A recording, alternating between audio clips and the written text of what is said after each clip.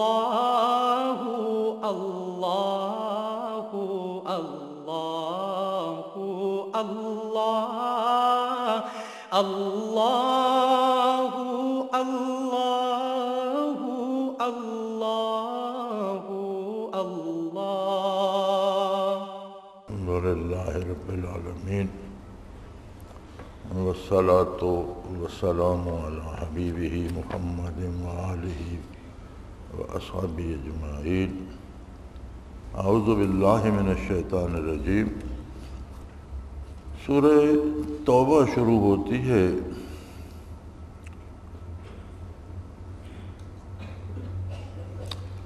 قولہ تعالی واکثرہم فاسقون اشتروا بآیات اللہ ثمنا قلیلا۔ ان میں زیادہ آدمی شریر ہیں، انہوں نے احکام الہیہ کے عوض متاع ناپائیدار کو اختیار کر رکھا ہے۔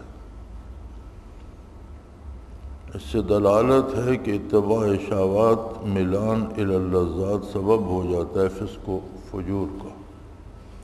آیہ کریمہ کا مفہوم یہ ہے کہ ان میں سے اکثر لوگ فاسق ہیں، بدکار ہیں۔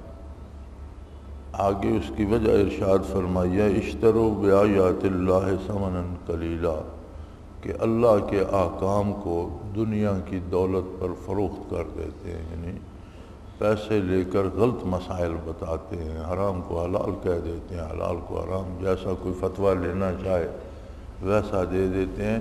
یہ عادت علماء یہود کی تھی، آج بھی اگر کوئی اس طرح کرے تو ان کی پیروی کر رہا ہے۔ تو فرماتے ہیں سلوک کا مسئلہ اس میں سے یہ نکلتا ہے کہ اتباع شہوات اور میلان الی اللذات، خواہشات نفس کی پیروی اور دنیاوی لذتوں پر فریفتہ ہونا جو ہے یہ گناہ میں مبتلا کر دیتا ہے۔ ایک آدمی کھانے پینے میں، لین دین میں خواہشات نفس کی پیروی کرنے لگ جاتا ہے، جائز ناجائز مال لے لیتا ہے، حرام حلال کھا لیتا ہے، تو فرمایا یہ صرف اس پہ پھر نہیں رکتا کہ وہ لیا جو تھا وہ حرام تھا یا جو کھایا وہ حرام یا ناجائز تھا، یہ پھر آگے پوری زندگی کو گناہوں میں آلودہ کر دیتا ہے۔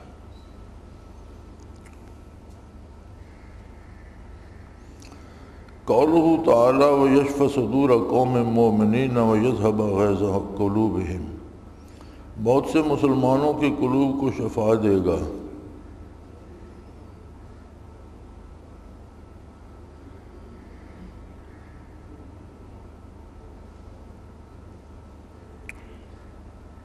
یشفی صدور قوم مومنین، شفا دے گا مومنین کے دلوں کو، سینوں کو، اور وہ شفا کیا ہوگی؟ یذھب غیظ قلوبہم، ان کے دلوں سے غصے کو ختم کر دے گا۔ اس غصے سے مراد ناروا غصہ ہے۔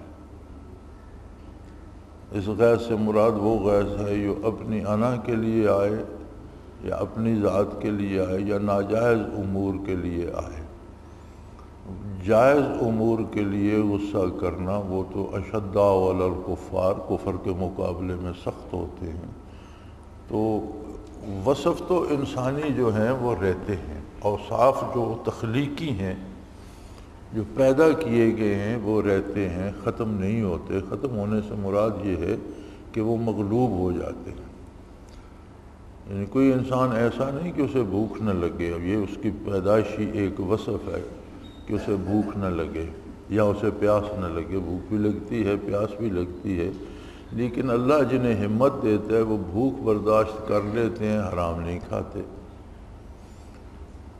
یا روزہ دار، اب گرمیوں میں روزے آ رہے ہیں اور سخت گرمیوں میں بھی رمضان دیکھا ہے ہم نے، تو شدید گرمی میں بھی روزہ رکھتے تھے، اور آج کل تو زمانہ بہت آگے نکل گیا اور ہر چیز مشینی ہو گئی ہے۔ جب ہاتھوں سے کام کاج کیے جاتے تھے تو کاشتکار بیچارے ہلوں کا موسم ہوتا تو ہل چلاتے، فصلوں کا موسم ہوتا تو فصلیں کاٹتے، بیجتے، سارے کام بھی کرتے، اور دن بھر روزہ بھی رکھتے تھے، تو پیاس بھی شدت سے لگتی تھی لیکن برداشت کرتے تھے۔ تو یہ جو ہے کہ ان کے دلوں کو غیظ سے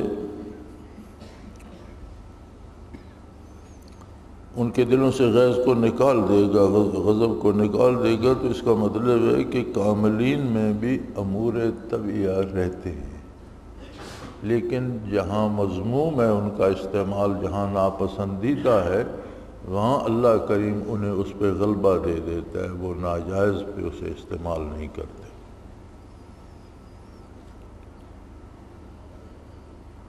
قولہ تعالی وَلَمَّا يَعْلَمِ اللَّهِ الَّذِينَ جَاهَدُوا،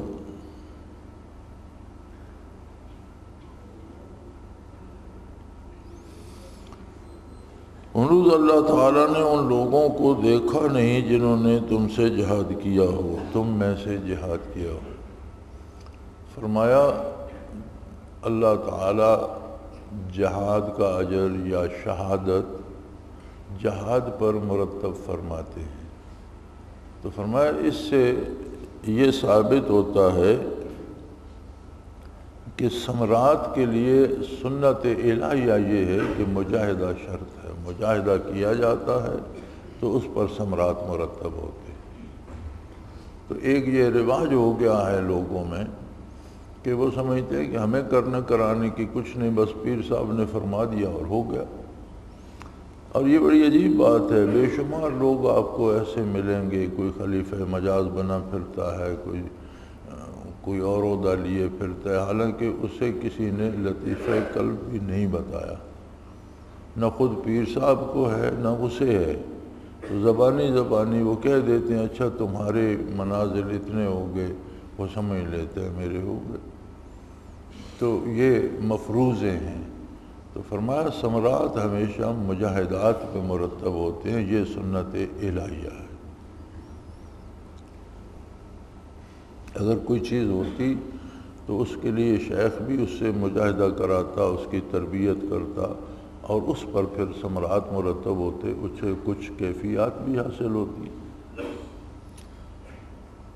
قولہ تعالی یا ایھا الذین آمنوا لا تتخذوا آباءکم الی قولہ فتربصوا حتی یأتی اللہ بامرہ، اے ایمان والو اپنے باپوں اور بھائیوں کو رفیق مت بنو اگر لوگ کفر کو مقابلہ ایمان کے عزیز رکھیں، اور جو شخص تم میں سے ان کے ساتھ رفاقت رکھے گا سو ایسے لوگ بڑے نافرمان ہیں۔ آپ کہہ دیجئے کہ تمہارے باپ اور تمہارے بیٹے اور تمہارے بھائی اور تمہاری بیویاں اور تمہارا کنبہ اور وہ مال جو تم نے کمائے ہیں، تجارت جس نکاسی نہ ہونے کا تم کو اندیشہ ہو، وہ گھر جو تم کو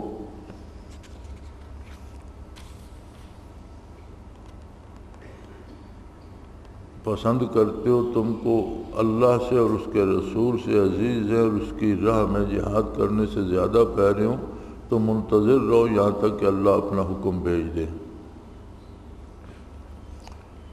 یہ آیت کریمہ کا ترجمہ حضرت نے پورا لکھ دیا ہے، اور آیت کے پہلے چند جملے اور آخری چند جملے لکھے ہیں۔ اس میں ہے کہ تمہارے باپ، تمہارے بھائی، تمہارے بیٹے، عزیز رشتہ دار اگر اسلام کی نسبت کفر کو پسند کرتے ہیں تو تم ان سے تعلق نہ رکھو، اور آگے ہے کہ تمہارا مال، دولت، خزانے، اولاد، بیویاں، اگر یہ چیزیں تمہیں اللہ کی راہ میں جہاد کرنے سے اور اللہ کے دین پر عمل کرنے سے، جہاد دو طرح سے ہے، ایک جہاد ہے جو وقت ضرورت تلوار سے میدان جنگ میں یا ہتھیاروں سے میدان جنگ میں کیا جاتا ہے، ایک جہاد ہے جو عمر بھر بندہ ہر لمحے جس میں مصروف ہوتا ہے کہ خواہشات نفس کے خلاف اللہ کی اطاعت اور اللہ کے نبی کی اطاعت، اسے نبی کریم صلی اللہ علیہ وسلم نے جہاد اکبر فرمایا ہے کہ یہ اس سے وہ جو میدان جنگ میں ہوتا ہے وہ تو کوئی ایک بندہ اس وقت وقتی طور پر جذبات میں آ کر بھی اس میں کود پڑتا ہے، لیکن یہ ساری عمر کا جہاد جو ہے کہ سونا، جاگنا، وقت پر صلاۃ ادا کرنا، کمانا، محنت کرنا اور اس میں دیانتداری سے کرنا، حلال کمانا، حلال کھانا، پاکیزہ کھانا، بیوی بچوں کی تربیت صحیح کرنا، والدین سے صحیح سلوک کرنا، عزیزوں رشتہ جتنے جن کے حقوق ہیں وہ ادا کرنا، اپنے حقوق حاصل کرنا، لیکن جہاں تک ممکن ہو سکے معاف کرنا۔ یہ بڑی عجیب بات ہے کہ آپ اپنا حق جو لینا ہے وہ معاف کر سکتے ہیں، جو دینا ہے وہ آپ معاف نہیں کر سکتے، آپ کو بہرحال دینا ہے۔ وہ لینے والے کی آگے نیکی ہے کہ وہ اس میں رعایت کرتا ہے یا معاف کرتا ہے۔ تو یہ ایک مستقل جہاد ہے۔ تو فرمایا وہ جہاد ہو یا یہ، اس سے اگر بیوی بچوں کی محبت یا مال و دولت کی محبت یا تجارت کی کہ بھئی میں اس طرح نہیں کروں گا تو گاہک کم ہو جائیں گے اور میرا مال نہیں بکے گا، جھوٹی قسمیں نہیں کھاؤں گا یا جھوٹ نہیں بولوں گا یا جھوٹے اشتہار نہیں دوں گا تو چیزیں فروخت نہیں ہوں گی۔ فرمایا اگر یہ بات ہے تو پھر اللہ کے فیصلے کا انتظار کرو، مراد یہ ہے کہ پھر تم پر تباہی آئے گی، عذاب الہی آئے گا۔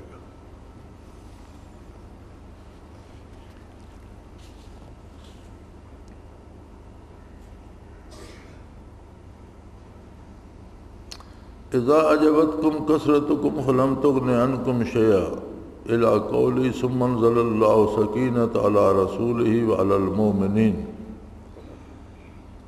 ترجمہ ہے جب تم کو اپنے مجمع کی کثرت سے فخر ہو گیا تھا، پھر وہ کثرت تمہارے کچھ کام نہ آئی اور تم پر زمین باوجود اپنی فراخی کے تنگی کرنے لگی، پھر تم پیٹھ دے کر بھاگ کھڑے ہوئے، اس کے بعد اللہ نے اپنے رسول پر اور مومنین پر اپنی تسلی نازل فرمائی۔ اس میں دلالت ہے کہ بندہ کو غیر اللہ پر نظر اور عجب نہ کرنا چاہیے۔ اس پر بھی دلالت ہے کہ ترک کے عجب نزول سکینہ کا سبب ہوتا ہے۔ یہ واقعہ غزوہ حنین کا ہے کہ فتح مکہ کے بعد غزوہ حنین میں صحابہ کرام کی تعداد بہت زیادہ تھی۔ غزوہ بدر میں 313 تھے، پھر احد میں کوئی 700 کے قریب تھے، تو فتح مکہ پر غالباً 10,000 کے لگ بھگ مجاہدین تھے۔ حنین پر جب حملہ ہوا تو 30,000 کے قریب تھے۔ تو کچھ لوگوں کے دلوں میں یہ خیال آیا کہ اب تو بہت تھوڑے تھے تو فتح ہو جاتی تھی، تو اب تو الحمدللہ ہماری اتنی بڑی تعداد ہے، ہم طے کر لیں گے۔ لیکن بہت سخت مقابلہ کرنا پڑا، اور اتنا سخت مقابلہ کرنا پڑا کہ صحابہ کا لشکر تتر بتر ہو گیا، اور نبی کریم صلی اللہ علیہ وسلم کے ساتھ چند اکابر صحابہ رہ گئے، سارا لشکر تتر بتر ہو گیا۔ اور اس حال میں حضور یہ شعر آپ کی زبان پر تھا، آن النبی لا کذب آن ابن عبد المطلب۔ تو اللہ کریم نے تمام صحابہ پر سکینہ نازل فرمائی، لشکر پھر سے متحد ہوا، پھر سے سارے جمع ہو گئے، تائید باری نصیب ہوئی اور فتح نصیب ہوئی، اور بہت مال غنیمت نصیب ہوا۔ کیونکہ حنین میں اہل حنین نے یہ کیا تھا کہ ایک تو انہوں نے تمام قبائل کو جنگ کے لیے نکالا تھا اور ان کی تعداد صحابہ سے کئی گنا زیادہ تھی۔ دوسرا انہوں نے یہ کیا تھا کہ مال مویشی، بھیڑ بکریاں، اونٹ گھوڑے یہ بھی ساتھ لے لیے تھے اور بیوی بچے بھی ساتھ لے لیے تھے۔ تو ہر آدمی جو لشکر میں تھا اس کے بیوی بچے بھی ساتھ تھے، ان کے مال مواشی بھی ساتھ تھے۔ تو یہ انہوں نے اس لیے کیے تھا کہ کوئی بھاگنے کا نہ سوچے، بھاگے گا تو خود بھاگے گا، پھر اس کا سارا مال بھی رہ جائے گا، بیوی بچے بھی رہ جائیں گے۔ تو یہ اہل حنین نے یہ حربہ اختیار کیا تھا، تعداد بھی ان کی زیادہ تھی، لڑے بھی بڑی جنگ، بہت سخت جنگ ہوئی، حتیٰ کہ لشکر اسلامی تتر بتر ہو گیا۔ اسی کو قرآن کریم نے کہا کہ تم تو بھاگ کھڑے ہو گئے، یعنی تم تو اس اپنی ترتیب جو نبی کریم صلی اللہ علیہ وسلم نے بنوائی تھی، جو صف بندی کی تھی، وہ بھی تمہاری بکھر گئی۔ پھر کیوں بکھری؟ کہ بعض جو نو مسلم تھے، چونکہ اس میں سارے قدیم صحابہ جو مہاجر تھے یا انصار تھے، سارے وہ نہ تھے، بلکہ یہ تعداد کی کثرت جو تھی وہ ان نو مسلموں کی وجہ سے ہو گئی تھی جو فتح مکہ کے بعد ساتھ شامل ہو گئے تھے، اور انہوں نے انہی دنوں اسلام قبول کیا تھا۔ تو ان میں سے بعض صحابہ کے دلوں میں یہ بات آ گئی کہ تھوڑے تھوڑے مٹھی بھر لوگ حضور کے ساتھ ہوتے تھے تو فتح ہوتی تھی، تو آج تو ماشاءاللہ اتنا بڑا لشکر ہے۔ تو وہ فتح کا سبب جو لشکر کی طرف گیا، اللہ کو وہ پسند نہیں آیا، تو اس پر شکست کے آثار بن گئے، لشکر تتر بتر ہو گیا۔ پھر اللہ قادر ہے اس صورت میں تو پھر لشکر دوبارہ جمع نہیں ہوا کرتے، اگر بھاگتے نہیں ہیں تو قتل ہو جاتے ہیں، شہید ہو جاتے ہیں، مارے جاتے ہیں یا بھاگ جاتے ہیں۔ لیکن اللہ کریم نے سکینہ اور تسلی ان پر نازل فرمائی اور پھر وہ سارے جم کر لڑنے لگے اور انہیں فتح نصیب ہوئی اور بے پناہ مال غنیمت نصیب ہوا، اور جو تقسیم کیا گیا وہیں، بلکہ حضور صلی اللہ علیہ وسلم نے جو نئے نو مسلم تھے انہیں زیادہ دیا، پرانے صحابہ کو کم دی غنیمت، ان کی ذرا انہیں تسلی دینے کے لیے اور انہیں قائم رکھنے کے لیے حضور نے ان پر زیادہ شفقت فرمائی۔ تو ایک انصاری نے یہ شکایت بھی کی کہ یا رسول اللہ صلی اللہ علیہ وسلم جو آج یا کل سے ساتھ ہوئے ہیں اور صرف اس جنگ میں شریک ہوئے، انہیں تو آپ نے بہت زیادہ عطا فرمایا، اور ہم جو شروع سے خدمت کرتے آ رہے ہیں ہمیں تھوڑا دیا۔ تو حضور نے اسے دیکھ کے فرمایا کہ لوگ مال غنیمت لے جائے اور تم اہل مدینہ اور انصار و مہاجر جو اہل مدینہ ہو، تم اللہ کے رسول کو ساتھ لے جاؤ، تو کیا یہ سودا مہنگا ہے؟ انہوں نے کہا یا رسول اللہ مجھ سے غلطی ہو گئی، ہمارے لیے یہ کافی۔ تو اس میں سلوک کا مسئلہ حضرت اخذ کرتے ہیں کہ سالک کو غیر اللہ پر نظر عجب نہ کرنا چاہیے۔ سالک کو یہ زیب نہیں دیتا کہ وہ سمجھے فلاں حاکم سے میرا تعلق ہے تو وہ میرے کام کرا دے گا، یا میرے پاس اتنے پیسے جمع ہو گئے، یعنی کوئی بھی دنیاوی سبب جو ہے اس پر فخر کرنا سالک کو زیب نہیں دیتا۔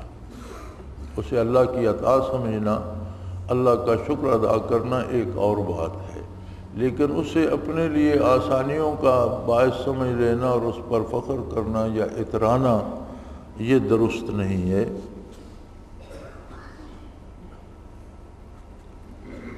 اور دوسری بات سلوک کا مسئلہ جو اس سے حضرت نے اخذ کیا وہ یہ ہے کہ ترک عجب نزول سکینہ کا سبب ہوتا ہے، یعنی اگر اسباب پر فخر نہ کیا جائے تو یہ سبب بنتا ہے اللہ کی طرف سے سکینہ یعنی سکون قلب اور انوارات الہیہ کے نزول کا۔ قولہ تعالی انما المشرکون نجس فلا یقربوا المسجد الحرام، مشرک لوگ نرے ناپاک ہیں، اسے یہ 21 سال کے بعد مسجد حرام کے پاس نہ آنے پائیں۔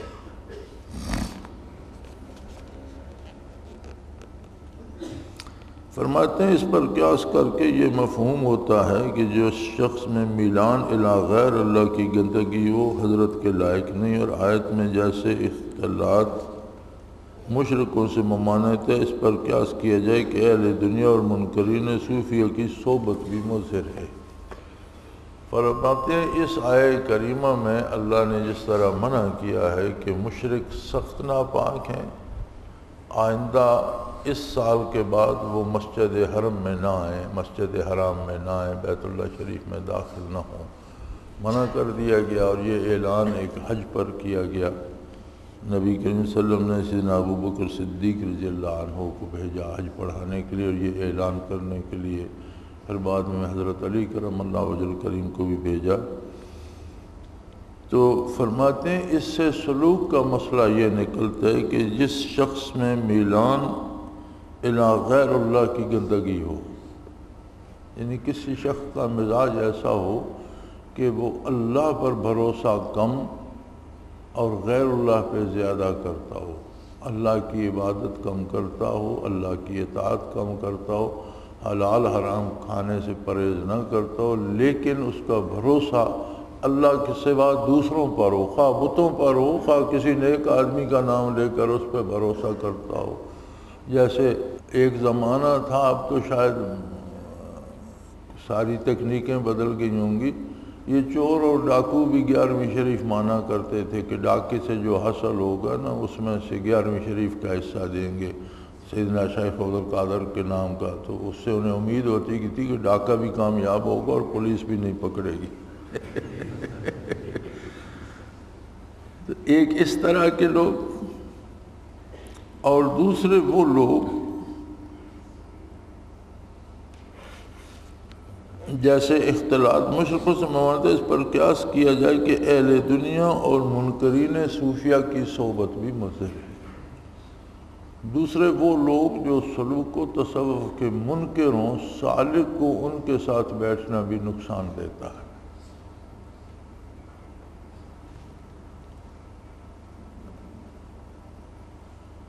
یہ بالکل اس طرح ہوتا ہے کہ ہر فعل کی ایک صورت وجود میں آتی ہے جو آج تو ہمیں نظر نہیں آتی، لیکن مرنے پہ جب آنکھ بند ہوتی ہے تو آنکھ کھل جاتی ہے۔ فَكَشَفْنَا عَنْكَ غِطَاءَكَ فَبَصَرُكَ الْيَوْمَ حَدِيدٌ، آج تمہاری آنکھوں سے پردہ ہٹا دیا ہے اور تمہاری نظر فولادی ہو گئی ہے، مضبوط ہو گئی۔ تو بظاہر آنکھ بند ہوتی ہے، حقیقتاً آنکھ کھل جاتی ہے۔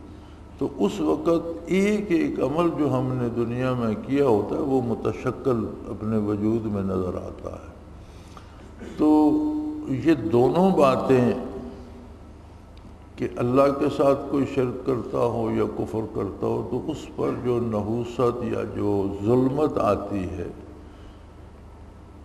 تو اب ایک جگہ گرد و غبار اٹھ رہا ہو تو کوئی بڑے صاف کپڑے پہن کے بھی چلا جائے تو وہ غبار یہ تو نہیں کہ میلے کپڑوں والوں پر تو پڑے گا، صاف والے پہ نہیں پڑے گا، اس پر بھی پڑے گا۔ یا کوئی آئینہ لے کے چلا جائے تو وہ گرد اس پر بھی بیٹھے گی۔ اسی طرح جو برکات صوفیہ اور سلاسل کا انکار کرتے ہیں وہ تو ہو گیا کفر اور مشرک کی نجاست۔ یہ انکار جو ہے اس میں بھی ظلمت ہوتی ہے۔ تو جو مستفید ہو رہا ہے اگر وہ ان کے پاس بیٹھے گا یا ان سے دوستی کرے گا تو وہ ظلمت جو ان پر آتی ہے وہ اس کے قلب پر بھی آئے گی، تو نقصان اس کا ہوگا۔ اب ایک آدمی کے پاس ایک مٹکا دودھ کا ہے اور دوسرے کے پاس چند قطرے یا ایک چلو بھر ناپاکی ہے، تو نقصان وہ مٹکے والے کا ہوگا۔ ناپاکی والے کے پاس چلو بھر ہے تو پہلے ہی ناپاکی ہے، اگر انہیں ملائیں گے تو ناپاک تو مٹکے والے کا ہوگا۔ تو کوئی یہ نہ سمجھے کہ میرے مراقبات بہت بڑے ہیں، میرا کچھ نہیں ہوگا۔ فرمایا جب ایسے لوگوں کے پاس بیٹھو گے تو ان کی جو نحوست تم پر پڑے گی وہ تمہیں بھی خراب کرے گی۔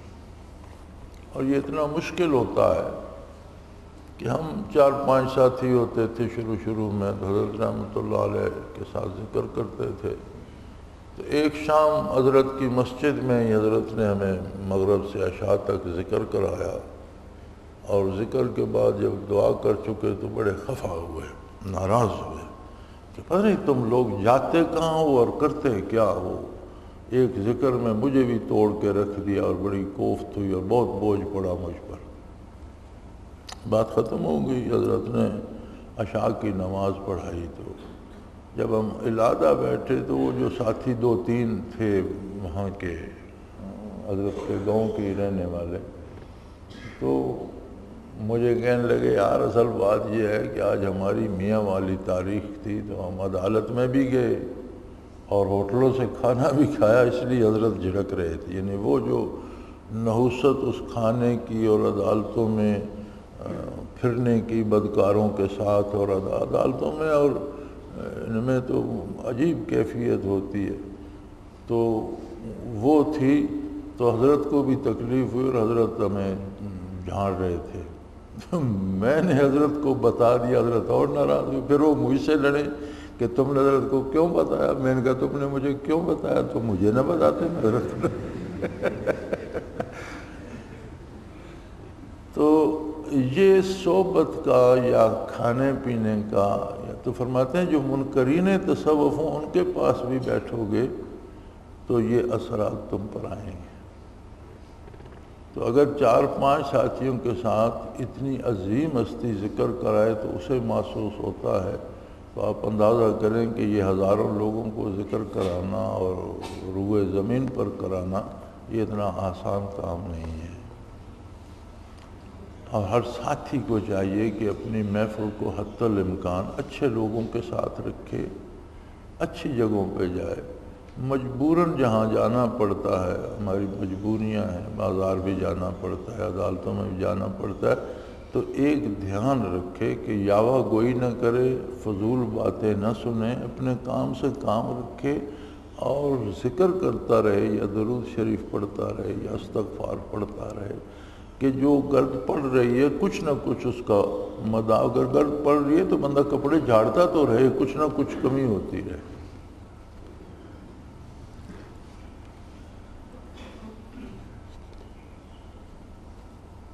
وَإِنْ خِفْتُمْ عَيْلَةً فَسَوْفَ يُغْنِيكُمُ اللَّهُ مِنْ فَضْلِهِ إِنْ شَاءَ، اگر تم کو مفلسی کا اندیشہ آئے تو اللہ تم کو اپنے فضل سے محتاج نہ رکھے گا۔ اس میں دلالت ہے کہ مصلحت دینیہ کی تکمیل مصلحت دینیہ میں مانع نہ ہونا چاہیے، اگر مزاحم ہو تو توکل سے علاج کرنا چاہیے۔ یہ اللہ کی راہ کے خرچ کرنے کے بارے میں جہاں حکم ہے وہاں یہ آیت کریمہ آتی ہے کہ شیطان تمہیں یہ ڈراتا ہے کہ زکوٰۃ دو گے تو مفلس ہو جاؤ گے، اتنا پیسہ چلا جائے گا، تو اللہ دینے والا ہے، اللہ کی اطاعت میں خرچ کرو گے تو اللہ تمہاری مفلسی دور کر دے گا، تمہیں مفلس نہیں کرے گا۔ فرماتے ہیں سلوک کا مسئلہ اس میں اور تصوف کا یہ ہے کہ جہاں دینی مصلحت ہو، وہاں ضرورت ہو پیسے کی تو ضرور خرچ کرے اور اللہ پر بھروسہ کرے کہ یہ ضائع نہیں ہوگا، اللہ مجھے دے دے گا۔ تو ایک عجیب بات جو اکثر علماء نے لکھی ہے حج کے بارے میں، حاجیوں کے بارے لکھی ہے، یاد رکھیں دو طرح کے لوگ ہیں۔ ایک اللہ کے بندے وہ ہیں جو حج کے لیے بیت اللہ جاتے ہیں، حج کرتے ہیں اور واپس آتے ہیں، یہ وہ لوگ ہیں جو ارکان حج سمجھ کر جاتے ہیں، خلوص سے نیت لے کر جاتے ہیں، ہر وقت کا ہر رکن پورا کرتے ہیں اور اللہ کا شکر ادا کرتے ہیں اور واپس۔ اکثریت وہ ہوتی ہے جو کہتے ہیں چلو حج بھی ہو جائے گا، سیر سپاٹا بھی ہو جائے گا، وہاں جا کر بھی دیکھا بھی گیا ہے کہ بعض تو سرے سے نمازیں ہی نہیں پڑھتے، وہاں رہتے پھرتے گھومتے، اور بعض ایسے بھی ہیں جو کبھی کوئی منا گیا نہ گیا، عرفات گیا نہ گیا۔ اچھا جو جاتے بھی ہیں تو ایک دن پہلے جا کر منا میں بیٹھ گئے کہ اچھی جگہ خیمہ لگا لیں گے، وہاں سے ایک دن پہلے جا کے عرفات میں، یعنی مقصد حج یا احکام حج کی پیروی نہیں ہوتا، سیر سپاٹا ہوتا ہے، یہ اکثریت ہوتی ہے۔ تو اس ضمن میں ایک بات وہ ضمناً آ گئی، مفسرین نے نقل فرمایا، تو میں نے اسرار التنزیل میں یہ لکھ دیا کہ حاجی جو کنکریاں شیطانوں کو مارتے ہیں 3 دن، تو وہ کنکریاں فرشتے اٹھا لیتے ہیں اور میدان حشر میں انہیں کام آئیں گی، ان کے اعمال میں نیکیوں میں تولی جائیں گی۔ تو ہمارے ایک دوست ہوتے تھے، بہت بڑے فاضل تھے، ہنگو میں ان کا مدرسہ تھا، ساتھی تھے حلقے کے، بہت نیک تھے، بہت بڑے عالم بھی تھے۔ تو میرے ساتھ ان کی بے تکلفی بھی تھی۔ انہوں نے مطالعہ کرتے ہوئے جب وہ چیز پڑھی تو مجھے خط لکھا کہ حضرت میں اہلیہ سمیت گیا ہوا تھا اس پچھلے سال حج پر، تو میں نے تو دیکھا کہ رات کو کنکریاں وہ سعودیہ کے جو ٹرک ہیں وہ اٹھا رہے ہیں، اور آپ نے لکھ دیا فرشتے اٹھاتے۔ تو میں نے انہیں لکھا کہ آپ ذرا غور فرمائیں، میں نے لکھا ہے حاجیوں کی کنکریاں فرشتے اٹھاتے ہیں، سیر سپاٹے والوں کی سعودیہ کے ٹرک کی اٹھائیں گے۔ جو محض پکنک منانے جاتے ہیں ان کی تو وہ سعودیہ کے ٹرک کی اٹھائیں گے، حاجیوں کی کنکریاں فرشتے اٹھا لیتے ہیں۔ یہ حضور کا ارشاد ہے اور یہ سچ۔ خیر ایک علمی لطیفہ تھا، انہوں نے بھی محض چھیڑنے کے لیے لکھ دیا، تو میں نے انہیں یہ جواب دیا۔ فوت ہو چکے ہیں، اللہ تعالیٰ انہیں غریق کے رحمت فرمائے، بہت اچھے آدمی تھے۔ تو علماء نے لکھا ہے کہ حج کے لیے اگر بندہ مشقت کر کے قرض لے کر بھی جائے تو آج تک کسی حاجی کو حج کی وجہ سے مقروض نہیں دیکھا گیا، اس کی واپسی تک اللہ ایسے اسباب پیدا کر دیتے ہیں کہ اس کا قرض اتر جاتا۔ لیکن یہ حاجیوں کی بات ہے۔ تو اس میں بھی سلوک کا مسئلہ انہوں نے یہ نکالا اس آیت کریمہ سے کہ جہاں دینی مصلحت ہو، دینی ضرورت ہو، وہاں خرچ کرنا چاہیے، اور اس بات سے نہیں ڈرنا چاہیے کہ یہ پیسے خرچ ہو جائیں گے پھر کہاں سے، پھر اللہ دے گا، وہ کارساز ہے۔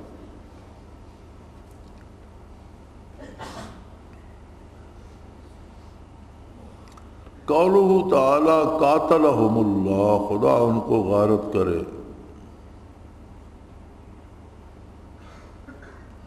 یہ بد دعا ہے ہلاکت کی، اور اس میں دلالت ہے کہ مستحق کو بد دعا کرنا حسن خلق کے منافی نہیں۔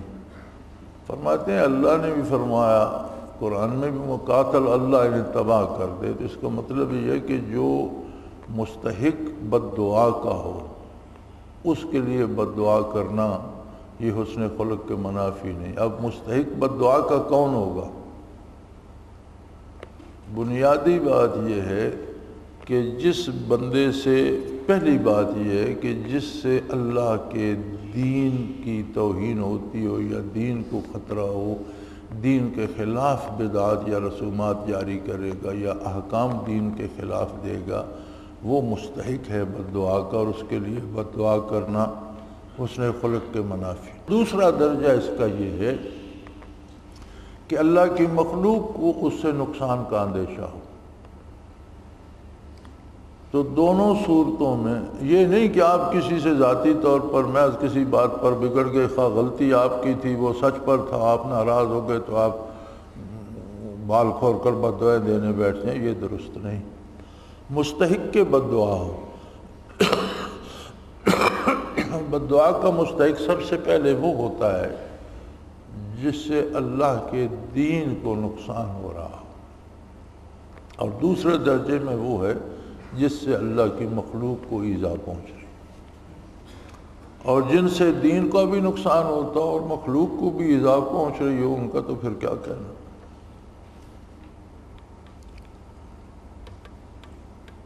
قولہ تعالی اتخذوا احبارہم ورہبانہم اربابا، انہوں نے اللہ کو چھوڑ کر اپنے علماء و مشائخ کو رب بنا رکھا ہے۔ اس سے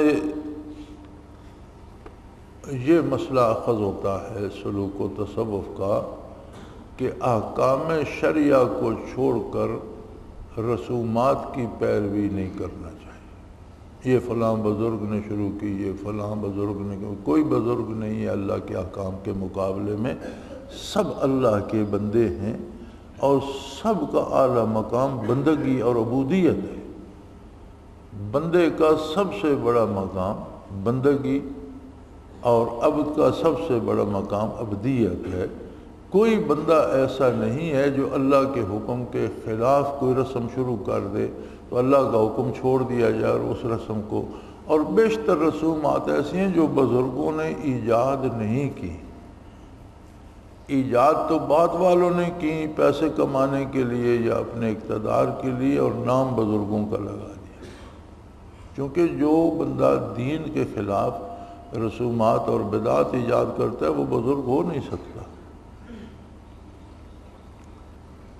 تو فرمایا کسی بڑے سے بڑا نام کسی عالم کا، کسی صوفی کا، کسی بزرگ کا لے کر کوئی ایسی رسم کرنا جس کی اصل شریعت میں نہ ہو، اس کا کوئی جواز نہیں۔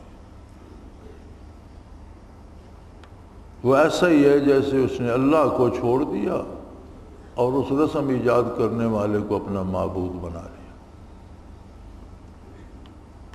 یریدون ان یطفئوا نور اللہ بافواہہم ویابی اللہ الا ان یتم نورہ، وہ لوگ یوں چاہتے ہیں کہ اللہ کے نور کو اپنے منہ سے بجھا دیں، حالانکہ اللہ تعالیٰ بدوں اس کے کہ اپنے نور کو کمال تک پہنچائے مانے گا نہیں۔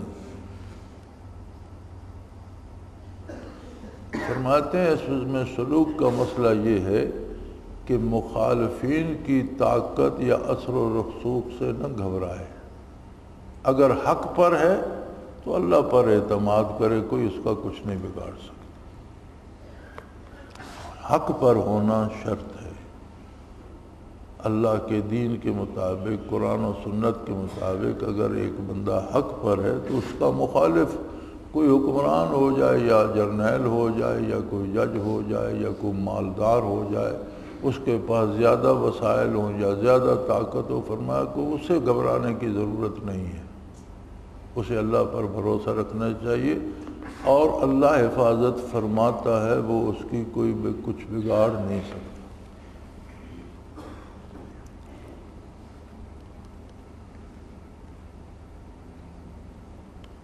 یا ایھا الذین آمنوا ان کثیرا من الاحبار والرہبان لیأکلون اموال الناس بالباطل ویصدون عن سبیل اللہ۔ اے ایمان والو، اکثر احبار اور رہبان لوگوں کے مال نامشروع طریقے سے کھاتے ہیں اور اللہ کی راہ سے باز رکھتے ہیں۔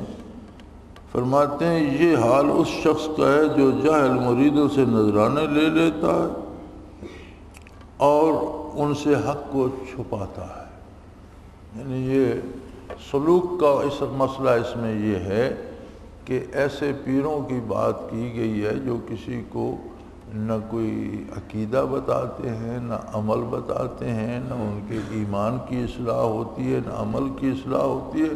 ان سے نذرانے لیتے رہتے ہیں اور جنت کے وعدے کرتے رہتے ہیں، اور یوں ان کی دنیا بھی برباد ہو جاتی ہے اور آخرت بھی۔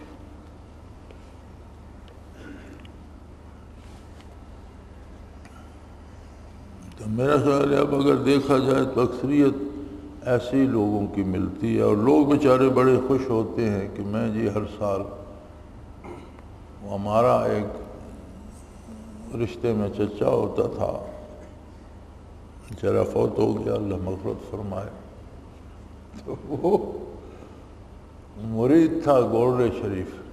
پیر مہر علی شاہ خود تو بہت بڑے اپنے وقت کے بہت بڑے عالم تھے، بہت بڑا کتب خانہ تھا اور بڑے محقق تھے، اور قادیانی کے خلاف انہوں نے کام بھی بہت کیا۔ سید انور شاہ کشمیری رحمۃ اللہ تعالیٰ علیہ اکابر دیوبند میں سے تھے، لیکن جب کبھی ان کا اس طرف آنا ہوتا اور ٹھہرنا ہوتا تو پیر مہر علی شاہ صاحب کے پاس ٹھہرتے تھے۔ اس قدر علمی دوستی تھی ان کی اور ایک دوسرے کا احترام تھا۔ اور پیر مہر علی شاہ صاحب کے سیر کعبہ تک مراقبات بھی تھے، خواجہ شمس الدین سیالوی رحمۃ اللہ علیہ سے حاصل کیے تھے۔ ان گدیوں کے بزرگ جو بانی تھے وہ تو صاحب سلسلہ اور صاحب حال تھے، بعد میں آنے والے پھر وہ روایتی پیر بنتے گئے۔ تو بعد میں گولڑے شریف میں بھی پھر گدی بن گئی، پھر بعد میں تو کوئی کسی کا ایک لطیفہ بھی نہیں تھا، تو اب بھی وہ رسم چلی آ رہی۔ تو ہمارا وہ چچا بیچارہ بھی بڑا گہرا مرید تھا، اور کبھی گھر سے صبح ناشتہ کر کے نکلتا تو 3 دن ملتا نہیں تھا۔ تو ہمارا کو خاندان دوستیاں دشمنیاں اور لڑائی بھڑائی والا بھی تھا، تو بڑی فکر ہوتی کدھر گیا۔ 1-2 دفعہ اس پر اس خاندانی دشمنی میں حملے بھی ہوئے تھے، زخمی بھی ہوا۔ تو ہماری پھپھی مرحومہ اس کے گھر میں تھی، وہ بیچاری گھبراتی تو آ جاتی میرے پاس کہ پتہ نہیں تمہارے چچا کا کوئی پتہ نہیں چل رہا۔ 1-2 دفعہ کے بعد وہ تیسرے چوتھے دن کہاں تھے، میں گولڑے شریف چلا گیا تھا۔ تو پھر ہم بھی عادی ہو گئے، وہ 2 دن نہیں ملتا تھا تو کہتے گولڑے شریف گیا ہوگا۔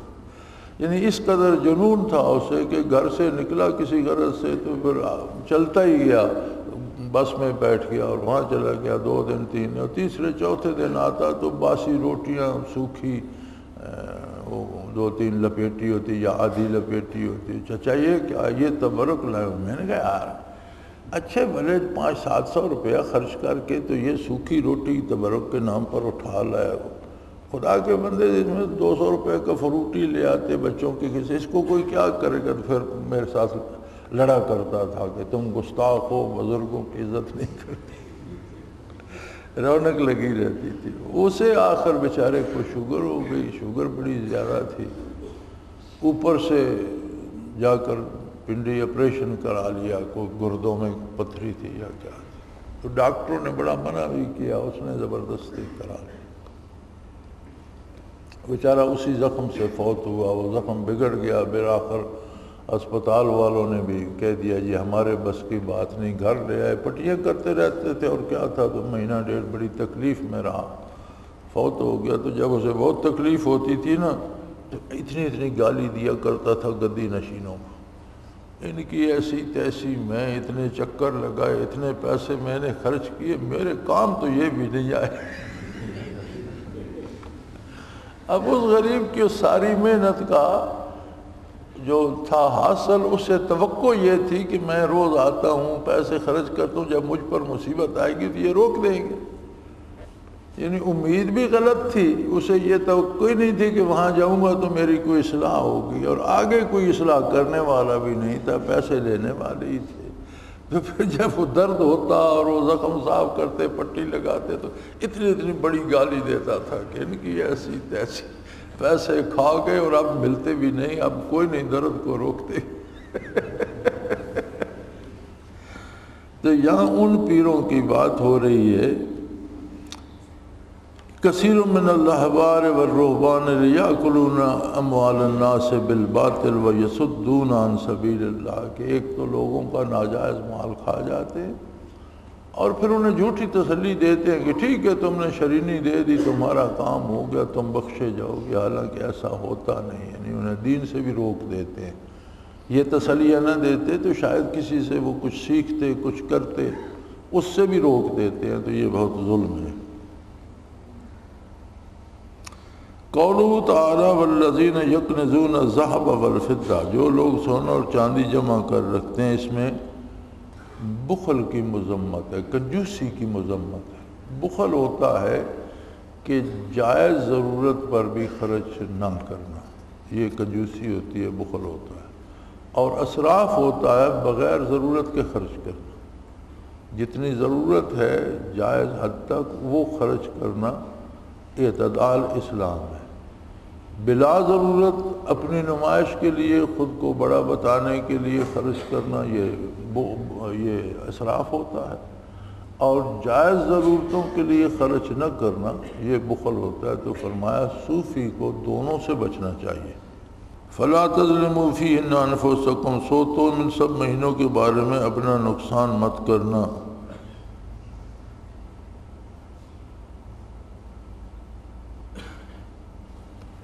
اس میں فرماتے ہیں کہ ازمنہ مبارکہ اور اسی پر امکنہ مبارکہ کو قیاس کیا جاتا ہے، معیشت کرنا کا اشد ہے، تو ان لوگوں کا کیا حال ہے کہ اولیاء اللہ کے مزار پر فجور اور بدعات کرتے ہیں۔ یہ ہے نا کہ جو مہینے حرمت کے ہیں ان کی حرمت ضائع نہ کی جائے۔ یہ آیت مبارکہ کا مفہوم یہ ہے کہ اپنے کو مصیبت میں نہ ڈالو، اپنے لیے پریشانی پیدا نہ کرو اس میں۔ تو فرمایا اگر حرمت کے مہینے یا حرمت والی جگہ، اسی طرح حرم کے اندر بعض پابندیاں ہیں کہ حرمت والی جگہ ہے، یہاں یہ کام بھی نہ کرو، یہ بھی نہ کرو، جوں بھی نہ مارو، بال نہ توڑو جب احرام میں ہو، شکار نہ کرو۔ تو فرمایا اگر حرمت والی جگہ اور حرمت والے مہینے میں غلط کام کیا جائے تو بہت کبھی ہے، تو نیک لوگوں کے مزارات جو ہیں وہ بھی تو حرمت ان کا بھی تو استحقاق ہے کہ وہاں برائی نہ کی جائے۔ تو جو لوگ وہاں بیٹھ کر برائی کرتے ہیں ان کا کیا حال ہوگا؟ جھوٹ بولتے ہیں، لوگوں کا مال لے لیتے ہیں، لوگوں کی عزتیں لوٹتے ہیں، جوئے کرتے ہیں، نشے پیتے ہیں، تو ان لوگوں کا کیا حال ہوگا؟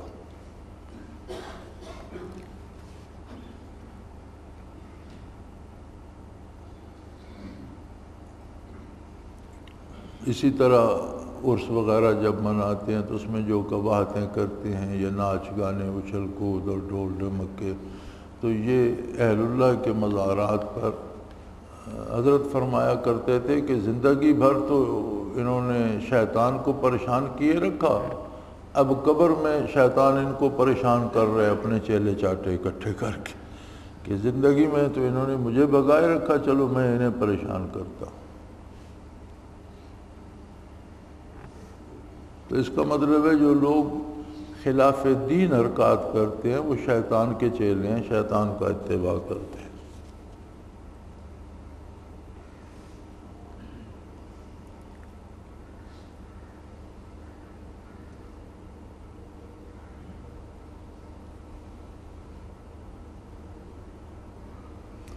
فانزل اللہ سکینت علیہ، سو اس پر اللہ تعالیٰ نے آپ پر تسلی نازل فرمائی۔ یہ ہے سیدنا ابوبکر صدیق رضی اللہ تعالیٰ عنہ کے حق میں، تو حضرت صدیق پر نزول سکینہ ہوا، قابل واسطہ ہو یا ضمیر ان کی طرف راجع ہو، یا بواسطہ ہو جب ضمیر حضور کی طرف راجع ہو۔ حضور صلی اللہ علیہ وسلم کی رفاقت میں تھے، تو ان پر اللہ کی طرف سے سکینہ نازل ہوا، برکات نازل ہوئی، سکون نازل ہوا۔ فرماتے ہیں سالک کے لیے اس میں دلیل ہے شیخ کے ساتھ رہنے کی برکات کی، کہ شیخ کے ساتھ رہنے سے الگ برکات نصیب ہوتی ہیں، توجہ سے بھی ملتی ہیں، اس مجاہدے سے بھی ملتی ہیں، لیکن صحبت کی برکات جو ہوتی ہیں وہ بالکل الگ ہوتی ہیں۔ اور یہ سب سے زیادہ سیدنا ابوبکر صدیق رضی اللہ تعالی عنہ کو نصیب ہوئی۔ تو فرماتے ہیں اس کا سبب یہ تھا کہ وہ حضور کے رفیق خاص تھے، ہمہ وقت کے ساتھی تھے، تو وہ صحبت شیخ جو ہے اس کی اپنی برکات ہوتی ہیں، خواہ وہ چند لمحے نصیب ہو جائے تو شاید صدیوں کے مجاہدے سے زیادہ برکات ان لمحوں میں نصیب ہو جاتی۔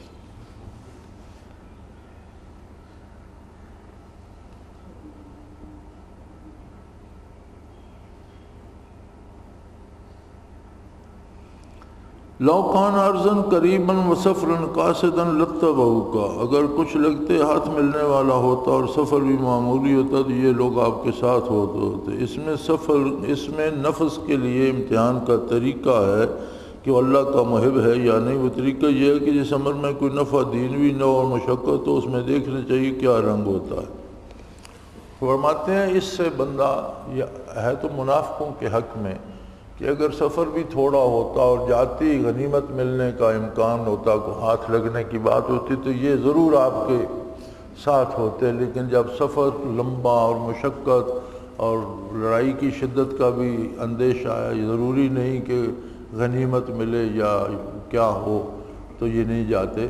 تو فرمایا صوفی کے لیے یہ معیار ہے کہ جہاں دنیا کا کوئی منافع ملنا ہو وہاں تو بندہ بھاگ کر کام کر لیتا ہے، اور جہاں یہ ہو کہ مشقت زیادہ ہوگی اور دنیا کا منافع تو کوئی ملے گا یہ نہیں، ہاں ایک سنت پر عمل ہو جائے گا، اب وہاں بھی اسی رغبت سے نفس جاتا ہے، تمہارا دل اسی رغبت سے مانتا ہے، پھر تو ٹھیک ہے، نہیں تو پھر اپنی اصلاح کی فکر کرو۔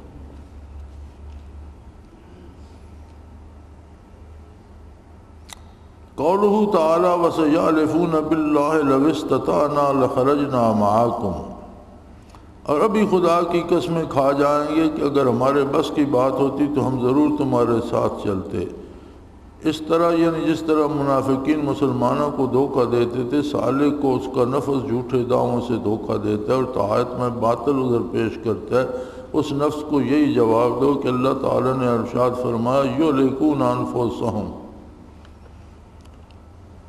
فرمایا منافقین کہتے تھے جی حضور ہم ضرور آپ کے ہم رکاب ہوتے، جہاد میں آپ کا ساتھ دیتے، سفر میں آپ کے ساتھ ہوتے، لیکن یہ ہمارے بس سے باہر ہے، سفر لمبا ہے، بات مشکل ہے، سواری ہماری دبلی ہے، ہتھیار ہمارے پاس اچھے نہیں ہیں، بہت سی مجبوریاں، ورنہ ہم حاضر تھے۔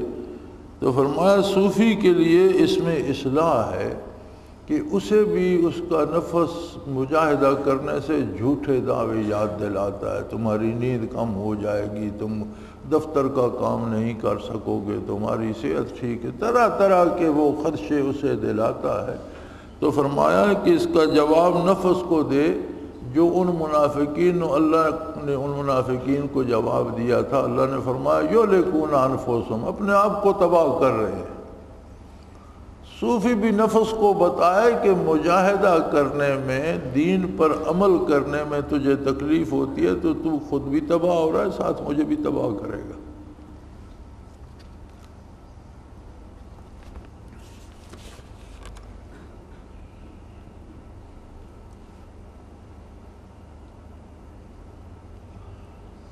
قولہ تعالی عفا اللہ عنک لما اذنت لہم، اللہ تعالیٰ نے آپ کو معاف کر دیا، آپ نے ان کو اجازت کیوں دی تھی۔ اس میں عفو کو شکایت سے پہلے ذکر فرمایا۔ حقیقت اللہ تعالیٰ کا باطن میں مقبولین کے ساتھ معاملہ یہی ہے کہ عین عتاب میں بھی ان کو لطف دکھاتے تاکہ ان کو وحشت نہ، اس میں ایسے شخص کو خطاب کرنے کا ادب بتلائے گا جس کی حرمت کی رعایت کی جاوے۔ فرمایا اللہ کرے حضور سے کچھ منافقین نے رخصت چاہی، ویسے وہ جنگ سے جان بچانا چاہتے تھے، حضور نے اجازت دی تھی، بعد میں آئے کریمہ نازل ہوئی کہ یہ تو بہانے کر رہے تھے، انہیں اجازت نہیں دینی چاہیے تھی تاکہ ان کا وہ نفاق کھل جاتا، لیکن آپ نے اجازت کیوں دی؟ لیکن اس سے پہلے فرمایا عفی اللہ عنک، اللہ کریم نے آپ کو معاف کر دیا، یعنی اس پر کوئی گرفت نہیں، اللہ کریم ناراض نہیں ہوئے، اور پھر تنبیہ فرمائی لما اذنت لهم، آپ نے انہیں اجازت کیوں دیا؟ پہلے فرمایا ہم نے آپ کو معاف کر دیا۔ تو فرماتے ہیں اس میں یہ ادب سکھایا گیا ہے صوفی کو بھی کہ کسی بھی صاحب مرتبہ، صاحب حیثیت یا بزرگ یا عالم یا شیخ سے بات کرے تو حد ادب کو ملحوظ رکھے، ایک بات۔ دوسرا مسئلہ یہ ہے کہ بزرگان دین پر یا اہل حق پر یا صاحب حال لوگوں پر اللہ کی طرف جو سختی آتی ہے اس میں بھی لطف و کرم ہوتا ہے۔ حالانکہ یہاں بات تنبیہ کی ہو رہی ہے لما اذنت لهم، آپ نے انہیں اجازت کیوں دی؟ لیکن اس سے پہلے فرمایا عفی اللہ عنک، بخشش کی بات پہلے فرمائی اور اس کے بعد یہ سوالیہ تنبیہ فرمائی کہ آپ کو اجازت نہیں دینی چاہیے تھی۔ تو فرمایا صاحب حال لوگوں یا بزرگوں یا اہل اللہ کے ساتھ اللہ کی طرف سے کوئی سختی آئے تو وہ بھی ترقی درجات کا سبب بنتی ہے ان کے لیے، اور اس میں بھی لطف کا پہلو ہوتا ہے۔ ایک بات یہ اس سے ظاہر ہوئی۔ دوسری بات یہ تہذیب سکھائی ہے اللہ نے کہ رسول اللہ صلی اللہ علیہ وسلم سے اگر اللہ کریم نے خود کلام فرمایا تو اس میں رعایت ان کے مقام کی رکھی کہ افف کی بات پہلے کی اور تنبیہ کی بعد میں۔ تو اگر بزرگوں سے بات کرے تو بات کرنے میں ان کے مقام کا لحاظ رکھے اور سلیقے سے بات کرے۔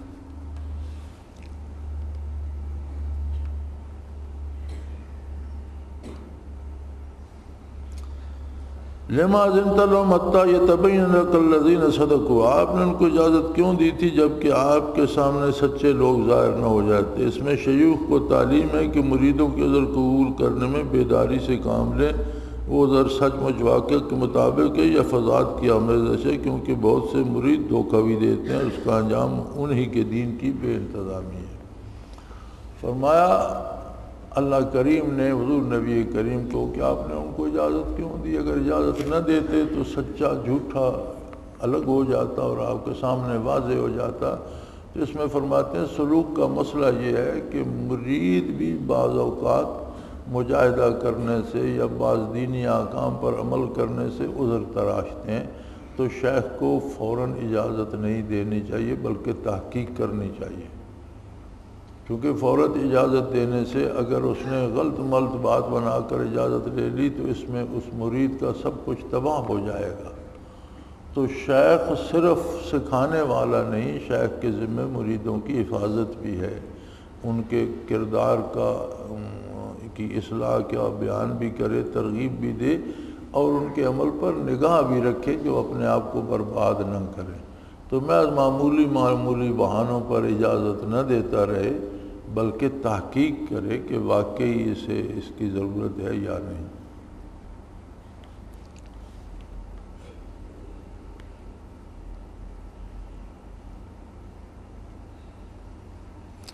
لا یستاذنک الذین یؤمنون باللہ، آیا کریمہ کا ترجمہ جو لوگ اللہ پر اور قیامت کے دن پر ایمان رکھتے ہیں مال اور جان سے جہاد کرنے کے بارے میں آپ سے رخصت نہیں مانگیں گے۔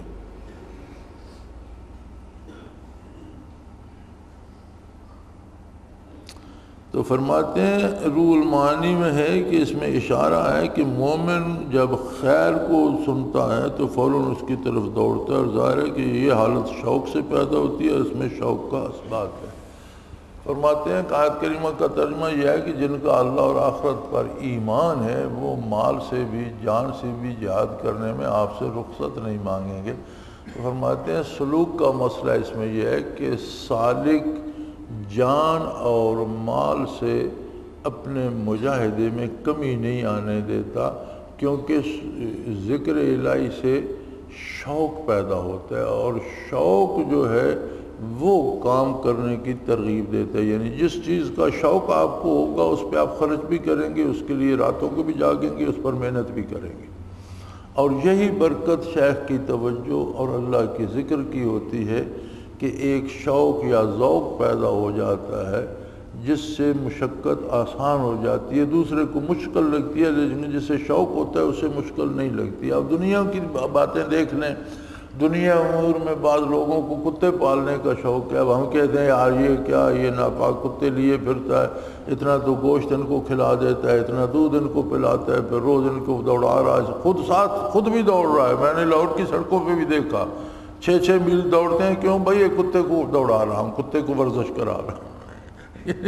کتے کے لیے بندہ دوڑ رہا ہے۔ یہ میں نے لاہور میں دیکھا ہے۔ آپ یورپ کو اور مغرب کو چھوڑ دیں، میں نے لاہور میں بھی دیکھا ہے کہ کبھی صبح ہم سویرے نکلتے تو کتا پکڑا ہوا اور 7 بندہ دوڑ لگائے جا رہا ہے، یہ کتے کو دوڑا رہا۔ تو کیوں اتنی مشقت کیوں کر رہے؟ حالانکہ وہ بندہ فجر کی نماز کے لیے مسجد تک نہیں گیا، وہ اسے مشکل لگا کہ کون اٹھے اور وضو کرے اور پھر جائے اور پھر آئے، وہ اسے مشکل لگا۔ لیکن 2 میل جانا 2 میل آنا کتے کے ساتھ دوڑ رہا ہے، اسے شوق ہے نا کتے پالنے کا۔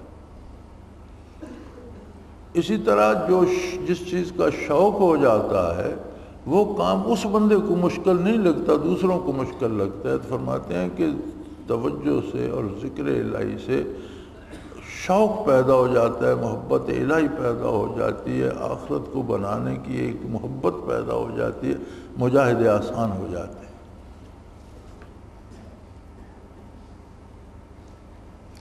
قولہ تعالی ولو ارادوا الخروج لأعدوا له، اور لوگ چلنے کا ارادہ کرتے تو ان کچھ سامان تو درست کرتے۔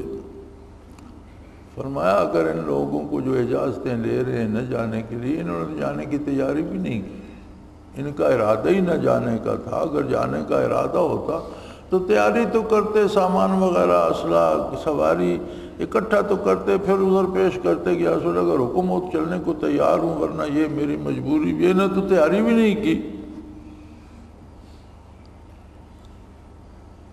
تو فرماتے ہیں تعطل علامت عدم ارادہ کی ہے۔ جیسے بہت سے لوگ اپنے نفس کے دھوکے میں پڑے ہیں کہ طاعت کی رغبت و دعویٰ ظاہر کرتے ہیں جو بالکل جھوٹ ہوتی ہے۔ چنانچہ کہا گیا ہے کہ اگر عشق ہوتا تو تدبیر کرتا۔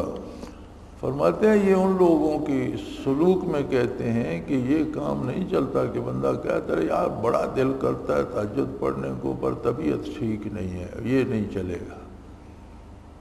فرمایا دل ہی نہیں کرتا، دل کرتا تو طبیعت ٹھیک ہو جاتی۔ بڑا دل کرتا ہے جی سحری کے ذکر کو، بڑا دل کرتا ہے جی اتنے نوافل پڑھوں، بڑا دل کرتا ہے روزانہ اتنی تلاوت کروں، کرتا نہیں ہے۔ فرمایا یہ باتیں کسی کام کی نہیں ہیں۔ ان سے ثابت ہوتا ہے کہ جب تو تدبیر نہیں کرتا، نہیں تو اٹھتا، تو نے الارم لگایا ہوتا، تو اٹھتا، تو وضو کرتا، پھر گر پڑتا یا تجھے تکلیف ہوتی، پھر تو کوئی بات بھی نہیں۔ جب تو نے کی کچھ نہیں، پڑھا رہا تو کہتا ہے بڑا دل کرتا ہے، خاک دل کرتا ہے۔ تو کہتے تلاوت کو دل کرتا تھا، تو قرآن کریم کھولتا پڑھتا، چلو 10 سپارے نہیں 2 پڑھے، 2 نہیں 1 پڑھا، 1 نہیں 1 رکوع پڑھا جاتا، کچھ تو ہو جاتا۔ نہ تو نے قرآن کریم کھولا، نہ تو نے وضو کیا، نہ تو بیٹھا، تو کہتا ہے میرا تلاوت کو بڑا دل کرتا ہے۔ فرمایا یہ سب نفس کے دھوکے ہیں اور ان میں نہیں آنا چاہیے۔ سالک کے لیے ضروری ہے کہ جتنا ہو سکے عمل کے لیے کوشش کرے، ان تدبیروں پہ نہ رہے۔ وہ جی اللہ معاف کرنے والا ہے، بھی ٹھیک ہے، اللہ تو معاف کرنے والا ہے، یہ تو سچ ہے، لیکن ایک وقت کا کھانا نہ کھاؤ، نہ تو کہو بھوک مٹا دے گا اللہ معاف کرنے والا ہے۔ ادھر تو نہیں مانتے، ڈٹ کے کھائیں گے کہ جی کھائیں گے نہیں تو کیسے مٹے گی؟ تو وہاں اللہ قادر نہیں ہے، وہ نہیں مٹا سکتا۔ تو عبادت کے معاملے میں آئیں گے تو کہیں گے اللہ معاف کرنے والا ہے، جی مجھ سے نہیں ہو سکتی۔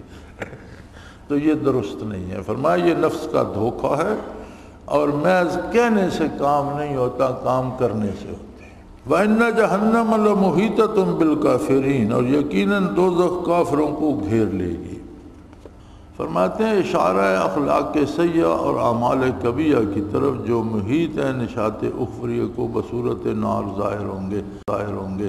تو فرماتے ہیں یہ جو ہے کہ دوزخ کافروں کو گھیر لے گی، یہ اشارہ ہے برائی اور بدعمالی کی طرف کہ یہ برائیاں جو ہیں یہ چھا جاتی ہیں بندے کے گرد گرد، اسے گھیر لیتی ہیں، اور جب آخرت ہوگی تو انہی کی شکل آگ کی بن جائے گی۔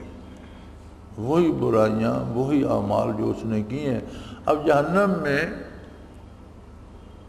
اگر آپ کہتے ہیں جی 10 کروڑ بندے ہوں گے اور 10 کروڑ آگ میں پڑے ہوں گے تو 10 کروڑ قسم کی آگ محسوس کر رہے ہو، یعنی ہر بندے کی اپنی اپنی آگ ہوگی۔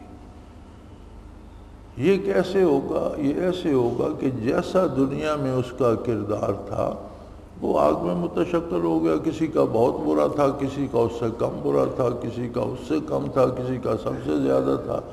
تو اسی طرح وہی جو کردار کبیہ یعنی برائیاں اور گناہ جو ہیں وہی آگ میں تبدیل ہو جائیں گے۔ اور دنیا میں وہ بندے کو گھیرے ہوئے ہیں، اس کے ساتھ ہیں، آخرت میں وہ آگ بن کر اسے گھیر لیں گے۔ تو فرمایا اس میں سالک کے لیے دلیل ہے کہ یہ نہ سمجھے کہ میں اللہ اللہ بڑی کرتا ہوں تو ایک چھوٹا سا گناہ کر لیا تو یہ خیر نہیں۔ گناہ ہے، وہ اپنا اثر چھوڑے گا، اور جتنا دامن صاف ہوتا ہے اس پہ جتنا چھوٹا سا بھی داغ لگے وہ زیادہ نمایاں ہو جاتا ہے۔ لہذا اللہ اللہ کرنے والوں کو ان سے زیادہ بچنا چاہیے۔ قولوا تعالیٰ منہم من یقول اذن لی ولا تفتنی، ان میں بعض ایسا شخص ہے جو کہتے ہیں مجھے اجازت دیجیے اور مجھے خرابی میں ڈالی، یعنی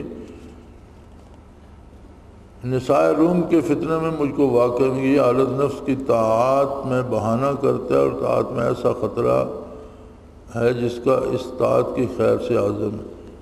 فرمایا بعض لوگوں نے یہ اجازت لی تھی جب رومیوں کے خلاف جنگ تھی تو انہوں نے کہا کہ جی ہمیں اجازت دیجیے، ہم اس جنگ میں نہیں، رومن عورتیں بڑی خوبصورت ہیں، ہم اس فتنے میں مبتلا ہو جائیں گے۔ فرمایا یہ محض بہانہ تھا، اور نفس اسی طرح کے بہانے تراشتا ہے اور سالک کو مجاہدے سے باز رکھنے کی کوشش کرتا ہے۔ یہ کرو گے تو وہ ہو جائے۔ بڑے عجیب عجیب ہوتے ہیں۔ ایک دفعہ ایک ساتھی نے مجھ سے پوچھا کہ یہ تو سانس تو گنتی کے ہیں، اس نے کسی سے پوچھا، پھر وہ مجھ سے پوچھنے آیا کہ سانس تو کہتے ہیں گنتی کے ہیں، تو ہم جو یہ اللہ اللہ میں تیز تیز سانس لیتے ہیں تو یہ تو جلدی ختم ہو جائے، اس کا مطلب ہے زندگی جلدی ختم ہو۔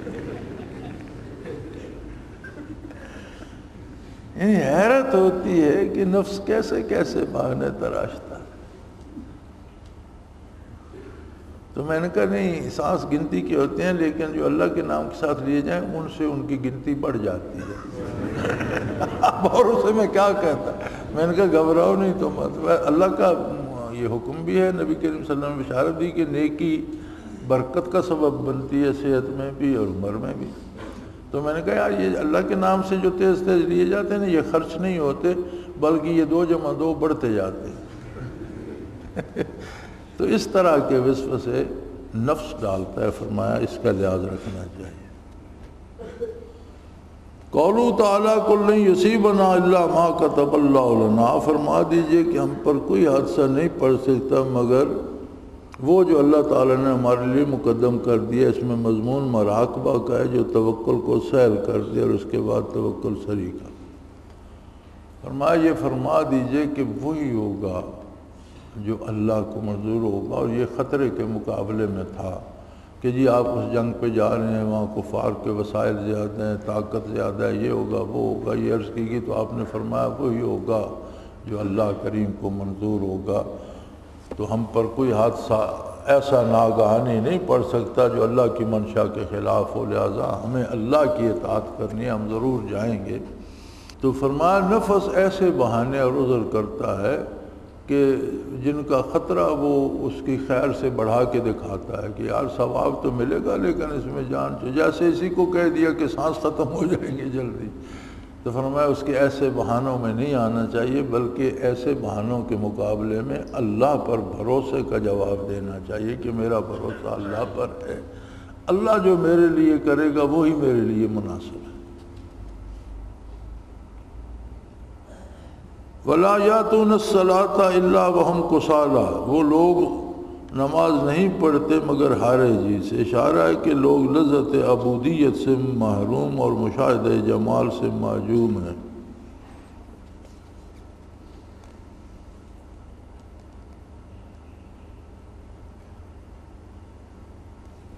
تو فرماتے ہیں محمد بن فضیل رحمۃ اللہ تعالیٰ علیہ معروف بزرگ گزرے، وہ فرمایا کرتے تھے کہ جس کو حاکم کے عہدے کا احساس ہی نہیں ہوگا وہ اس سے بات بھی عام انداز میں کرے گا اور اس کے آنے پر اٹھے بیٹھے گا بھی عام انداز میں، لیکن جس کو احساس ہوگا کہ یہ حاکم کون ہے وہ اس کے آنے پر اگر اٹھے گا تو اس میں بھی ایک تمیز اور ایک ادب ہوگا، اور بات کرے گا تو اس میں بھی ادب اور تمیز۔ تو وہ فرماتے تھے یہی حال صلاۃ یا نماز کا ہے، جس کو عظمت الہی کا احساس ہے وہ اس طرح ادا کرتا ہے کہ میں اللہ کے حضور کھڑا، اور جس کو احساس ہی نہیں ہے وہ اپنے ڈھیلے ڈھالے سجدے کر کے دو ٹھونگے مار کے چلا جاتا۔ تو فرماتے ہیں کہ اس میں لذت عبودیت کی بات ہے کہ وہ لذت عبودیت سے آشنا ہی نہیں، ان کے دل زندہ نہیں، لذت عبودیت کو زبان نہیں چکھ سکتی، یہ وہ لذتیں ہیں جو دل محسوس کرتا ہے۔ تو فرمایا جب دل ہی نہیں تو پھر یہ لذت کہاں سے آئے گی؟ قولو تعالیٰ فلا تعجبک اموالہم ولا اولادہم، ان کے اموال اور اولاد آپ کو تعجب نہ ڈالیں۔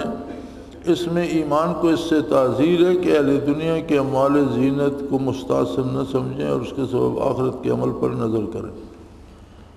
یعنی فرمایا گیا کہ اگر کافروں کے پاس حکومت ہے، اقتدار ہے، مال و دولت ہے یا اولاد ہے تو اس پر حیران ہونے کی کوئی بات نہیں، ان کے لیے یہ سب عذاب کا سبب بنے گا اور دنیا میں بھی عذاب کا سبب بنتا ہے، اور وہ نئی سے نئی مصیبت میں پڑے رہتے ہیں۔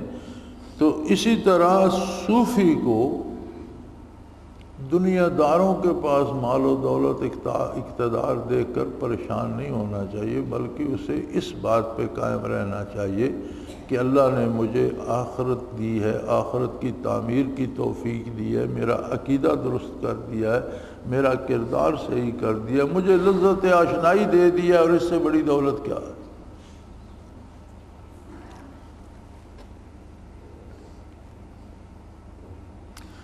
انما یرید اللہ لیعذبہم بہا فی الدنیا فی الحیات الدنیا، یہ بھی اسی آیت کا اگلا حصہ ہے۔ فرمایا اللہ کو یہ منظور ہے کہ ان چیزوں کی وجہ سے ان کو دنیا میں بھی گرفتار عذاب رکھے، یہ اقتدار، یہ اولاد، یہ مال و دولت ان کے لیے دنیا میں بھی عذاب کا سبب بنا رہتا ہے اور انہیں ہمیشہ پریشان کیے رکھتا ہے۔ تو اس میں فرمایا تنبیہ ہے کہ محجوبین یعنی وہ لوگ جو ان کیفیات سے معروم ہیں، جن کے پاس قلبی کیفیات نہیں ہیں، اگر وہ مال و دولت بھی جمع کر لیں تو اس میں ان کو راحت نہیں ملتی بلکہ مصیبتیں ہی کھڑی ہوتی ہیں اور تکلیفوں میں اور ساری عمر پریشان ہی رہتے ہیں۔ قولو تعالیٰ وَلَوْ أَنَّهُمْ رَضُوا مَا آتَاهُمُ اللَّهُ وَرَسُولُهُ، ان کے لیے بہتر ہوتا کہ اس پر راضی رہتے جو ان کو اللہ اور اس کے رسول نے دیا تھا۔ روح المعانی میں ہے کہ اس میں صادقین اور عارفین اور مریدین کے آداب کی تعلیم ہے۔ رضا کی علامت یہ ہے کہ جو کچھ اللہ سے ان کو پیش آئے اس پر شاداں رہے اور بلا سے متلذذ رہے۔ فرمایا صاحب روح المعانی نے لکھا ہے کہ اس میں صادقین، عارفین اور مرید تین درجے انہوں نے، اولیاء اللہ کے مشائخ بزرگ رہنما یا اچھے صاحب حال لوگ یا طالب علم مریدین، تینوں کے لیے فرمایا اس میں تعلیم یہ ہے کہ جو کچھ اللہ کریم کی طرف سے ملے اس پر خوش رہنا سیکھ لیں، حتیٰ کہ اگر تکلیف بھی آ جائے تو رنج نہ کرے۔ اب تکلیف چوٹ لگی ہے تو درد تو ہوگا لیکن اللہ سے شکوہ پیدا نہ ہو، بلکہ یہ سمجھ لے کہ کوئی مجھ سے ہی خطا ہوئی ہے کہ یہ مصیبت آئی ہے، اللہ تعالیٰ مجھے معاف فرما دیں گے یا اس کو میری خطا کا ازالہ قرار دے دیں گے۔ تو فرماتے ہیں کہ بلا سے متلذذ رہے، یعنی اگر مصیبت بھی آئے تو اس سے بھی ایک گنا اسے لذت تو ملے کہ یہ ہے تو اللہ کی طرف سے۔ وہ کہتے ہیں نا کسی بادشاہ کے پاس کوئی مصائب بیٹھا تھا تو کسی نے ککڑیاں بوئیں اور بہت خوبصورت بڑے اچھے پھل لے کر ککڑیوں کے وہ بادشاہ کو پیش کرنے گیا، تو بادشاہ نے ایک ککڑی اٹھا کے کاٹی تو ایک ڈلی اس مصائب کو پہلی اسی کو دے دی، تو اس نے بڑے مزے سے کھا لی۔ اب بادشاہ نے دوسری ڈلی کاٹی اور چکھی تو وہ سخت کڑوی تھی، تو وہ بڑا ناراض ہوا۔ اس نے کہا یار تم عجیب آدمی ہو، تم تو اسے کھا گئے اور یہ تو سخت کڑوی ہے، تم نے بتایا ہی نہیں، میرا بھی منہ بد ذائقہ ہو گیا، تو تم کیوں کھا گئے؟ تو اس نے کہا بادشاہ سلامت، اتنا عرصہ ہو گیا آپ کی صحبت میں بیٹھے، ہمیشہ لذیذ ترین چیزیں کھاتے رہے، اور ایک ڈلی کڑوی آ گئی تو میں شکایت کرتا، یعنی ایک مدت ہو گئی مزیدار کھانے کھاتے، اگر ککڑی کی ایک ڈلی کڑوی آ گئی تھی تو میں شکایت، مجھے تو اس سے شرم آئی، میں مزے سے کھا گیا۔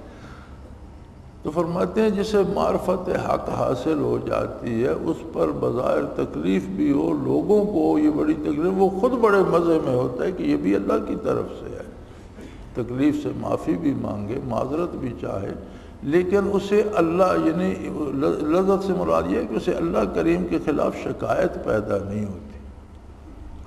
ورنہ تو ہم ساری زندگی صحت انجوائے کرتے ہیں، ایک دن بخار ہو جائے تو ہم ایسے رو رہے ہوتے ہیں جیسے ساری زندگی بخاری میں گزری ہے، یعنی وہ دن ہم بھول جاتے ہیں کہ میں نے تو اتنا برس جو صحت تھی وہ انجوائے کی، تو آج 2 دن بخار رہا تو نہیں، یہ نہیں، وہ بخار یاد ہوتا ہے، صحت یاد نہیں ہوتی۔ ساری عمر پیٹ بھر کے کھاتے رہیں، ایک دن کھانا اچھا نہ ملے، لذیذ نہ ملے تو ہمیں شکایت ہوتی ہے۔ تو فرمایا جسے معرفت حق نصیب ہو اسے تکلیف میں بھی لذت نصیب ہوتی ہے، شکایت نہیں ہوتی کہ وہ اللہ کی طرف سے۔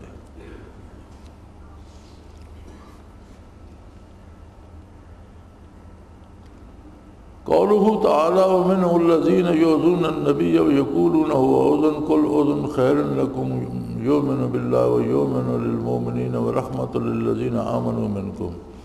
بعض لوگ ایسے ہیں کہ نبی کو ایذائیں پہنچاتے ہیں اور کہتے ہیں کہ آپ ہر بات کان لے کر سن لیتے ہیں، آپ فرما دیجئے نبی کان لے کر وہی بات سنتے ہیں جو تمہارے حق میں خیر ہے، وہ اللہ پر ایمان لاتے ہیں اور مومنین کا یقین کرتے ہیں، اور آپ ان لوگوں کے حال پر مہربانی فرماتے ہیں جو تم میں ایمان کا اظہار کرتے ہیں۔ اذن سے مراد ان کی یہ تھی کہ ہر جا بے جا بات قبول کر لیتے ہیں، واقعی اور غیر واقعی میں فرق نہیں کرتے۔ حق تعالیٰ نے اس کا رد فرمایا کہ آپ صرف حق بال قبول کرتے ہیں، غیر حق کو متعلق کے منہ پر رد نہیں فرماتے۔ تو اس کی وجہ یہ نہیں کہ آپ فرق نہیں کرتے، بلکہ یہ آپ کی شان رحمت کے خلاف ہے کہ کسی کو رسوا نہیں کرتے۔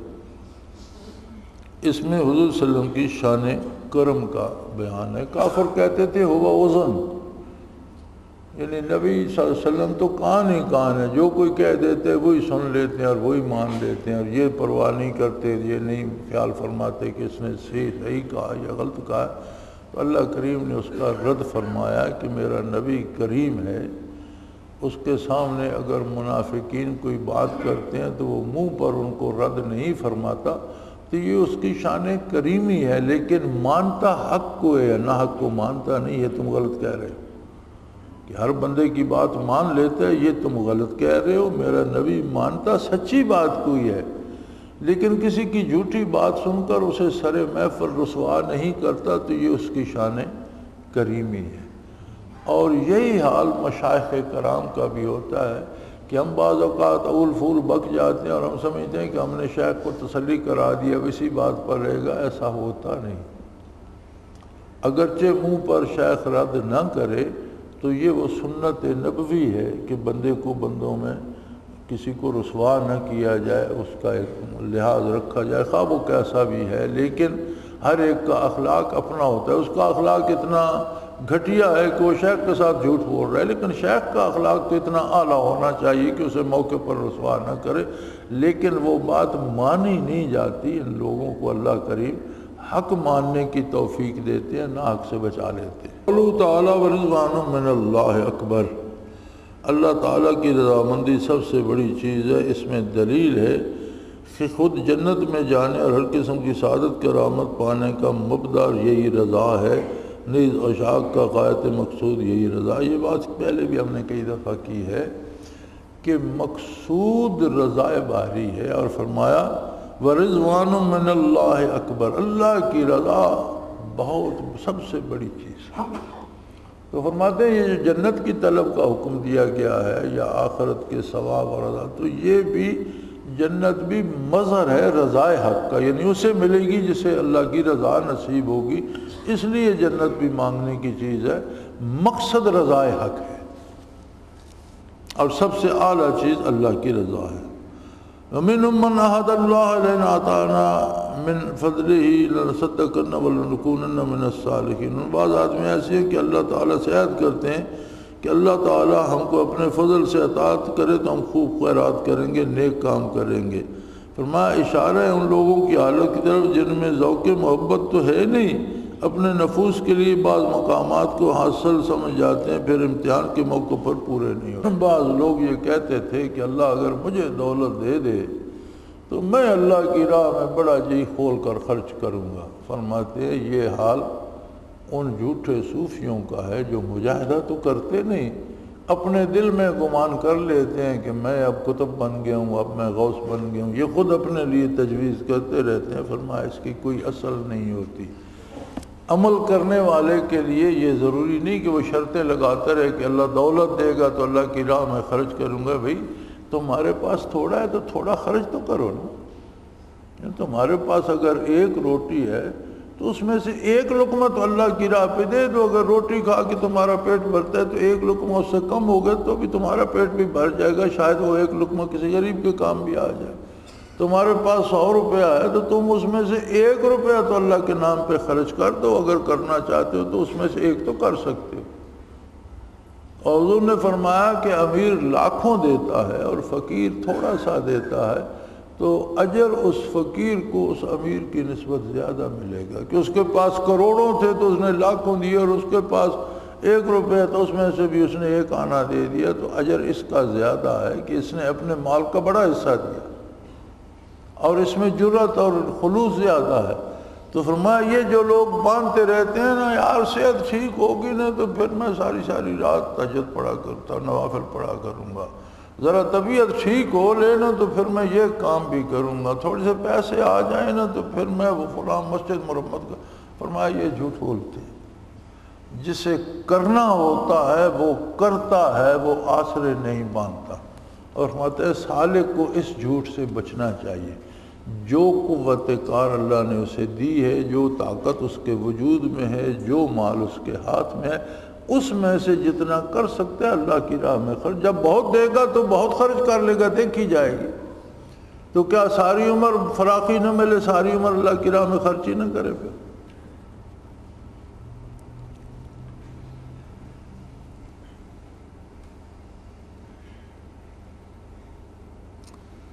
قولوا تعالی الذین یلمزون المتطوعین من المؤمنین فی الصدقات والذین لا یجدون الا جہدهم فیسخرون منهم۔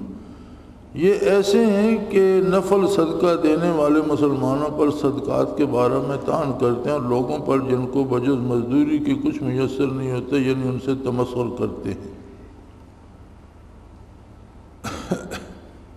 فرمایا یہ حال منکرین اولیاء کا ہے کہ ان کے ہر عمل اور ہر حال پر عیب گیری کرتے ہیں، خواہ بڑے درجے کا ہو یا چھوٹے درجے کا۔ فرمایا جس طرح منافقین مالدار صحابہ پر اعتراض کرتے تھے کہ یہ جی پیسے دے کر اپنی شہرت اور لوگوں پر دبدبہ بڑھانا چاہتے ہیں، اور غریب صحابہ جن کے پاس مزدوری کے سوا کچھ نہیں ہوتا تھا اور مشکل سے اپنی گزر بسر ہوتی، ان پر اعتراض کرتے تھے کہ جی انہیں تو توفیق ہی نہیں ہے کہ کوئی دوسرے کسی کو بھی دے دے، یعنی کسی حال پر راضی نہیں ہوتے تھے۔ فرمایا منکرین تصوف جو ہوتے ہیں وہ اہل اللہ کے ہر حال پر اسی طرح اعتراض کرتے ہیں، اس کی پرواہ نہیں کی جانی چاہیے۔ قولوا تعالی وقالوا لا تنفروا فی الحر، اور کہنے لگے تم گرمی میں مت نکلو۔ انہی منافقین کی حالت کے مشابہ ان کی بطالت کا حال یہ جو سالکین کو سلوک سے اس طرح روکتے ہیں کہ شدائد سلوک کو لذائے دینیہ کے فوت ہونے کو بیان کرتے ہیں۔ فرمایا منافقین کہتے تھے کہ جہاد پر اور اس گرمی میں فصل بھی تیار ہے، کھجوریں بھی پکی ہوئی ہیں، اور تم تبوک جا رہے ہو، اور گرمی کا یہ حال ہے کہ زمین پر پاؤں نہیں رکھا جاتا۔ تو اس کے جواب میں اللہ نے فرمایا تھا النار اشد حرا، ان سے کہہ دو کہ دوزخ کی آگ اس سے کہیں زیادہ گرم ہے، کہ جو تم روک رہے ہو تمہیں وہاں جانا پڑے گا، ہم تو سورج کی دھوپ میں نکل رہے ہیں۔ تو فرمایا سالکین کو بھی جو سلوک کے قائل نہیں ہیں وہ لذات دنیا کے مقابلے میں روکتے ہیں کہ ہاں ادھر جا رہے ہیں، وہاں تو سوکھی روٹی اور دال ملے گی، مر جاؤ گے کیسے کھاؤ گے، زمین پر سونا پڑے، تمہارا دماغ خراب ہے، تمہارا پٹھا چڑھ جائے گا، تمہارا یہ ہو جائے گا، تمہیں وہ ہو جائے گا۔ تو دنیاوی لذات کا واسطہ دے کر ان کو اجتماعات سے یا ذکر سے یا شیخ کی مجلس سے روکتے ہیں۔ یہی منافقین کا رویہ شروع سے آ رہا ہے۔ قولوا تعالی فلیضحکوا قلیلا ولیبکوا کثیرا جزاء بما کانوا یکسبون، سو تھوڑے دنوں ہنس لیں، بہت دنوں روتے رہیں گے ان کاموں کے لیے جو کچھ کیا کرتے تھے۔ بعض نے اس کو امر کا صیغہ سمجھا، پر اس بنا پر شیوخ سے شکایت کی جاتی ہے کہ ہم کو رونا نہیں آتا، حالانکہ اس مراد سے خبر بصورت انشاء ہے، یعنی قیامت میں ان کو ہنسنا نصیب نہ ہوگا، رونا ہی پڑے گا۔ اور اس کا قرینہ یہ ہے جزاء بما کانوا یکسبون، یعنی بعض لوگوں کے فطرتاً کم روتے ہیں، تو پھر انہیں یہ شکایت ہوتی کہ حضرت مجھے تو رونا نہیں آتا۔ فرمایا یہ رونا مراد نہیں ہے کہ خام خواہ بندہ روتا ہی رہے، ہاں حضور حق نصیب ہو کر کوئی ایسی کیفیت آ جائے کہ اس میں آنسو نکلیں تو الحمدللہ، لیکن یہ ضروری نہیں کہ بات پر روتا ہی رہے اور اس آیت کو اپنے اوپر لاگو کر لے۔ فرمایا اس کا قرینہ جو ہے وہ ہے جزاء بما کانوا یکسبون، یعنی جس سے اس رونے کا تعین کیا جاتا ہے اسے قرینہ کہیں گے۔ تو فرمایا قرینہ یہ بتاتا ہے کہ یہ جزا کے دن روئیں گے، قیامت کو روئیں گے، انہیں ہنسنا دنیا میں ہنس لیں، لیکن قبر سے لے کر میدان حشر تک پھر انہیں رونا ہی رونا ہے۔ تو فرمایا یہاں سے وہ رونا مراد ہے، اور یہ مستلزم نہیں اس لیے کہ امر خاص ہے اختیاری اور کار غیر اختیاری سے، یعنی اگر غیر اختیاری طور پر رونا آ جائے تو وہ بھی ایک کیفیت ہے۔ ایک بعض اوقات دل پہ ایسی کیفیت آتی ہے کہ آنکھوں سے آنسو ابل پڑتے ہیں، بعض اوقات رونا نہیں آتا، تو یہ ضروری نہیں، یہ غیر اختیاری ہے اور بندہ اس کا مکلف نہیں۔ قولوا تعالی ولا تقم علی قبرہ، ان کی قبر پر کھڑے نہ ہوجیے گا۔ قیام علی القبر بغرض زیارت و دعا و صلاۃ علی المیت کے ساتھ مقرون کرنا دلیل ہے کہ اس پر نماز جنازہ کی طرح قیام مذکور کی بھی میت کے لیے نافع، ایسے شخص کی قبر جو اس کا نفع کا اہل نہیں قیام کرنے سے منع فرمایا گیا۔ یہ نفع قبر پر حاضر ہو کر دعا وغیرہ کرنے کو اس نفع سے زائد ہے جو غیبت میں دعا کرنے سے ہوتا ہے۔ بڑا عجیب مسئلہ اس سے حضرت نے لکھا ہے کہ نبی کریم کو بعض لوگوں کی قبر پر تشریف لے جانے سے منع کر دیا گیا کہ آپ ان کا جنازہ بھی نہیں پڑھیں گے اور ان کی قبر پر بھی کھڑے نہیں ہوں گے، ولا تقم علی قبر، ان کی قبر پر بھی آپ کھڑے نہیں ہوں گے۔ تو فرماتے ہیں اس سے ثابت ہوتا ہے کہ جس طرح میت کا جنازہ پڑھا جائے تو اسے فائدہ ہوتا ہے، اسی طرح کو اللہ کا نیک بندہ اگر اس کی قبر پر کھڑا جا کر ہو جائے تو بھی اسے اس کی میت کا فائدہ پہنچتا ہے، یا دعا کرے تو دعا کا بھی فائدہ پہنچتا ہے۔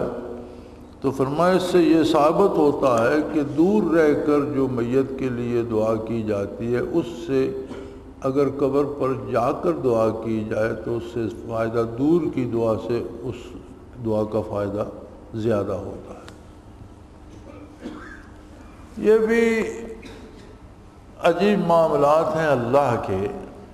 ایک کتاب ہے حیات الحیوان، بہت بڑی سی کتاب ہے، اور اس کا موضوع تو حیوانوں کی زندگی ہے، حیات الحیوان ہی نام ہے اس کا، اور اس میں حضرت مصنف نے الف سے لے کر یہ تک ہر حروف تہجی سے جتنے حیوانات کے پرندوں چرندوں درندوں کے نام بنتے تھے، جو ان کے مطالعہ میں اتنی بڑی کتاب لکھ کی، ان کا طریقے توالد و تناسل، ان کی عادات، ان کی غذا، ان کے ساتھ متعلق صحت بیماریاں اور بعض انسان کے کام آنے والے نسخے ان سے جو بن سکتے ہیں، تو بہت تفصیل سے لکھا ہے، اور اس میں انہوں نے بہت سی احادیث، بہت سی روایات بھی نقل کی ہیں، وہ اپنی دھن میں جب لگتے ہیں تو بہت کچھ لکھ جاتے ہیں۔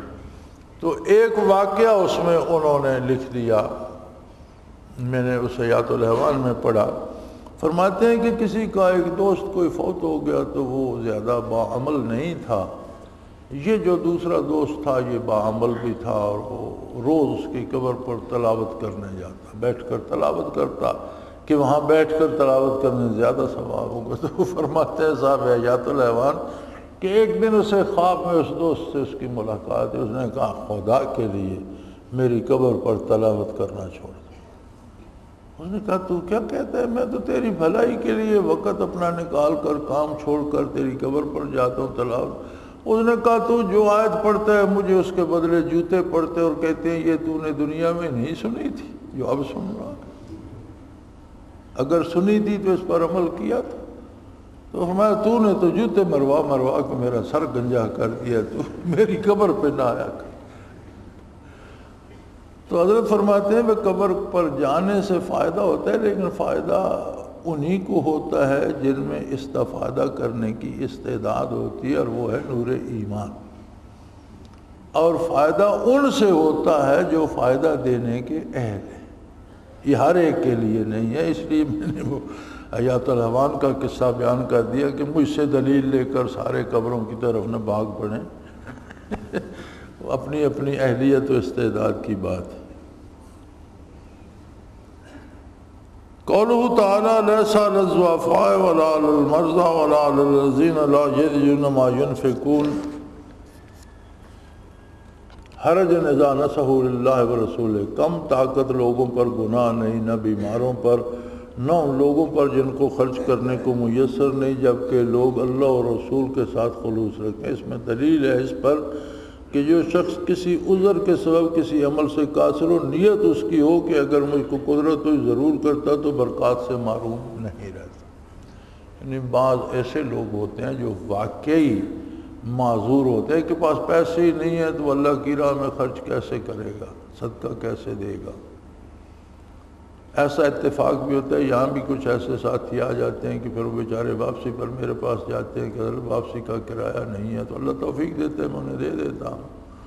یعنی یہ ضروری نہیں کہ یہاں رہتے ہیں، اللہ انہیں لنگر سے کھانا بھی دیتا ہے، پانی بھی استعمال کرتے ہیں، بجلی بھی کرتے ہیں، اللہ بھی کرتے ہیں، لیکن واقعی غریب ہوتے ہیں، پتہ نہیں کیسے یہاں پہنچے ہیں، اب واپسی کے لیے معذور ہیں۔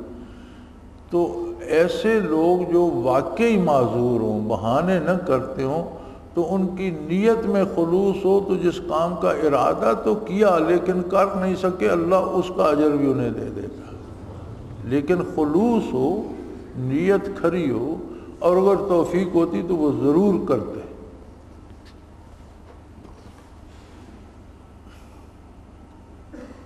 قولہ تعالیٰ الاعراب اشد کفرا ونفاقا، دیہاتی لوگ کفر اور نفاق میں بہت سخت ہیں۔ اس میں اشارہ ہے کہ صحبت صالحین سے بعید ہونے سے طریق خیر کے ساتھ مناسبت میں کمی ہو جاتی ہے، اس لیے اہل طریق صحبت کا اہتمام کرتے ہیں۔ فرماتے ہیں یہ جو فرمایا گیا کہ جو آپ کے ساتھ شہر میں ہیں ان میں تو اگر منافق بھی ہیں تو منافقت کم ہے، جو لوگ دیہات میں پڑے ہیں جو ان میں منافقت اور اسلام کی مخالفت ہے وہ بہت شدید ہے۔ تو حضرت اس سے یہ دلیل لیتے ہیں کہ مشائخ کے پاس یا قریب رہنے سے نیکی کی توفیق زیادہ ہوتی ہے، اور دور رہنے سے وہ کیفیات کم ہو جاتی ہیں، وہ توفیق عمل کا معیار وہ نہیں رہتا۔ اس لیے اہل طریق صحبت کا اہتمام بلیغ یعنی بڑی زیادہ زور دے کر صحبت کا اہتمام کرتے ہیں۔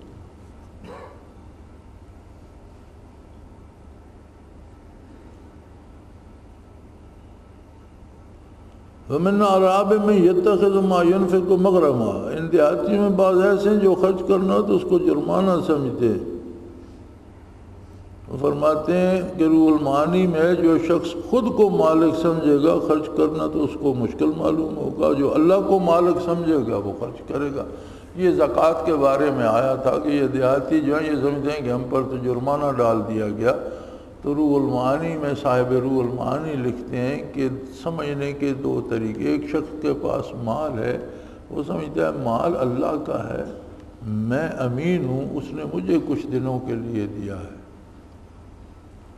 میں زمینوں پہ بیٹھا تو شخص دیکھتا ہوا تو مجھے کہنے لگا بھی آپ کی بہت بڑی زمینداری ہے۔ میں نے کہا میری نہیں ہے۔ ان الارض للہ یرثھا من یشاء، زمین اللہ کی ہے، جسے چاہتا ہے دے دیتا ہے۔ یہ میرے باپ دادا کے پاس نہیں تھی، اللہ نے مجھے دے دی ہے، کل پتہ نہیں کس کو دے دے گا، یہ میری نہیں ہے، میرے پاس امانت ہے۔ تو فرمایا جو مال کو امانت اور مالک اللہ کو سمجھتا ہے اسے اللہ کی راہ میں خرچ کرتے ہوئے تکلیف نہیں ہوتی، اور جو خود کو مالک سمجھ لیتا ہے کہ یہ میرا ہے، اس کے لیے پھر اللہ کی راہ میں خرچ کرنا حتیٰ کہ زکوٰۃ دینا بھی مشکل ہو جاتا ہے۔ فرمایا یہ بندے کے اپنے ایمان و یقین اور اس کی سمجھ پر منحصر ہے۔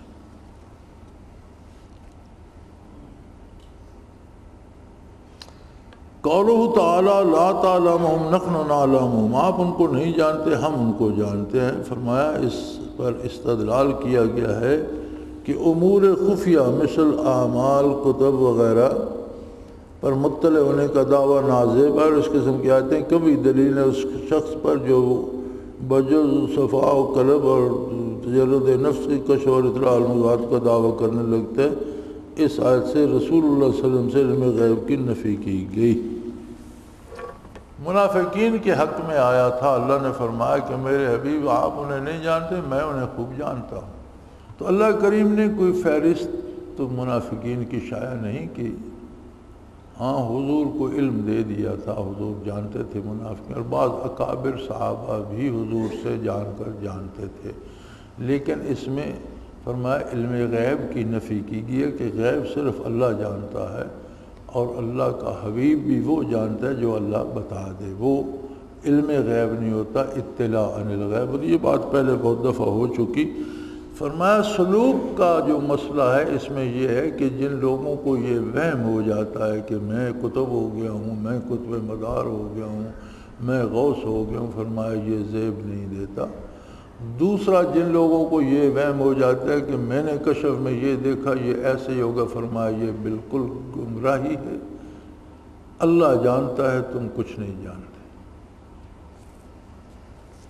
اور یہ وہی بات ہے جس کی میں اکثر کہتا رہتا ہوں ساتھیوں کو کہ اس سے بچو۔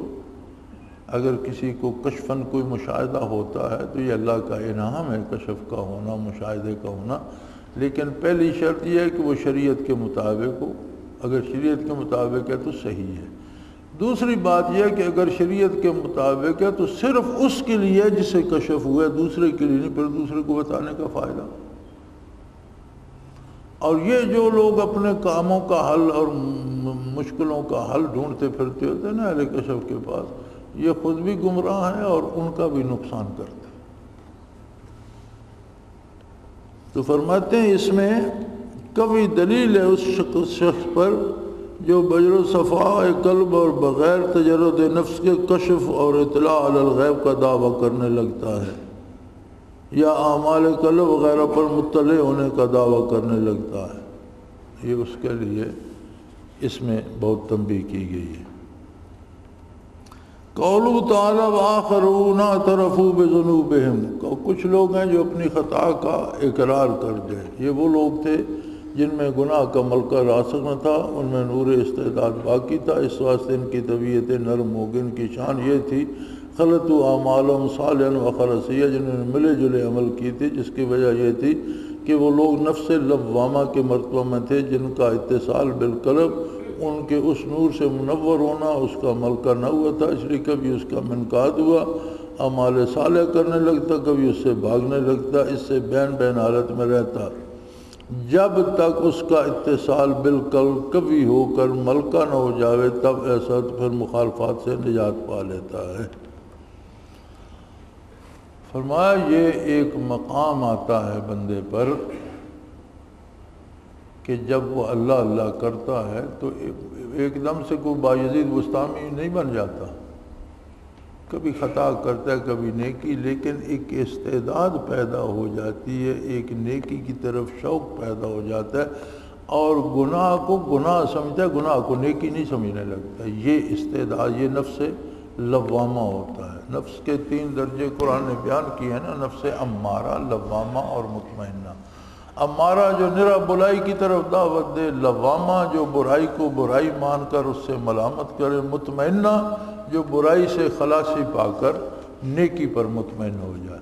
تو فرمایا سالک بھی اس طرح گزرتا ہے کہ سلوک میں آنے سے پہلے تو امارہ کی گرفت میں تھا، پھر لوامہ ہو جائے گا، کبھی نیکی دوڑ کر کرے گا، کبھی سستی کر جائے گا، حتیٰ کہ نور قلب اس میں راسخ ہو جائے، مجاہدہ کرے، لطائف روشن ہو جائیں، انوارات قوی ہو جائے، تو وہ اسے خود نیکی پہ کار بند کر دیں گے۔ لہٰذا میں پہلے بھی آپ سے عرض کیا کرتا ہوں کہ مراقبات کا بڑا شوق ہوتا ہے ساتھیوں کو، مجھے بتاؤ میرے مراقبات کہاں تک ہیں۔ اس کا امتحان یہ ہے کہ جتنے آپ کے کردار کی اصلاح ہو گئی ہے اتنے آپ کے مراقبات بلند ہیں، اور جتنی باقی ہے وہ کمی پوری کرو۔ تو یہی بات حضرت نے فرمائی کہ اس آیت سے یہ ثابت ہوتا ہے کہ ابتداً وہ ذوق نہیں ہوتا کہ وہ نیکی پہ مستقل کر دے اور برائی سے کبھی بندے سے لغزش ہو جاتی ہے، پھر توبہ کرتا ہے، پھر نیکی کی طرف بڑھتا ہے، لیکن اس حال سے آگے بڑھنا چاہیے، محنت کرنی چاہیے، انوارات قلب اور لطائف کے انوارات اور مراقبات کو مضبوط کرنا چاہیے، تاکہ اس سے بھی نجات پا کر اطمینان کی سطح پہ چلا جائے اور نیکی پہ کار بند ہو جائے۔ چونکہ ساری محنت اس لیے ہے کہ ہمیں خلوص قلب کے ساتھ ظاہری طور پر بھی اتباع نبوی نصیب ہو جائے۔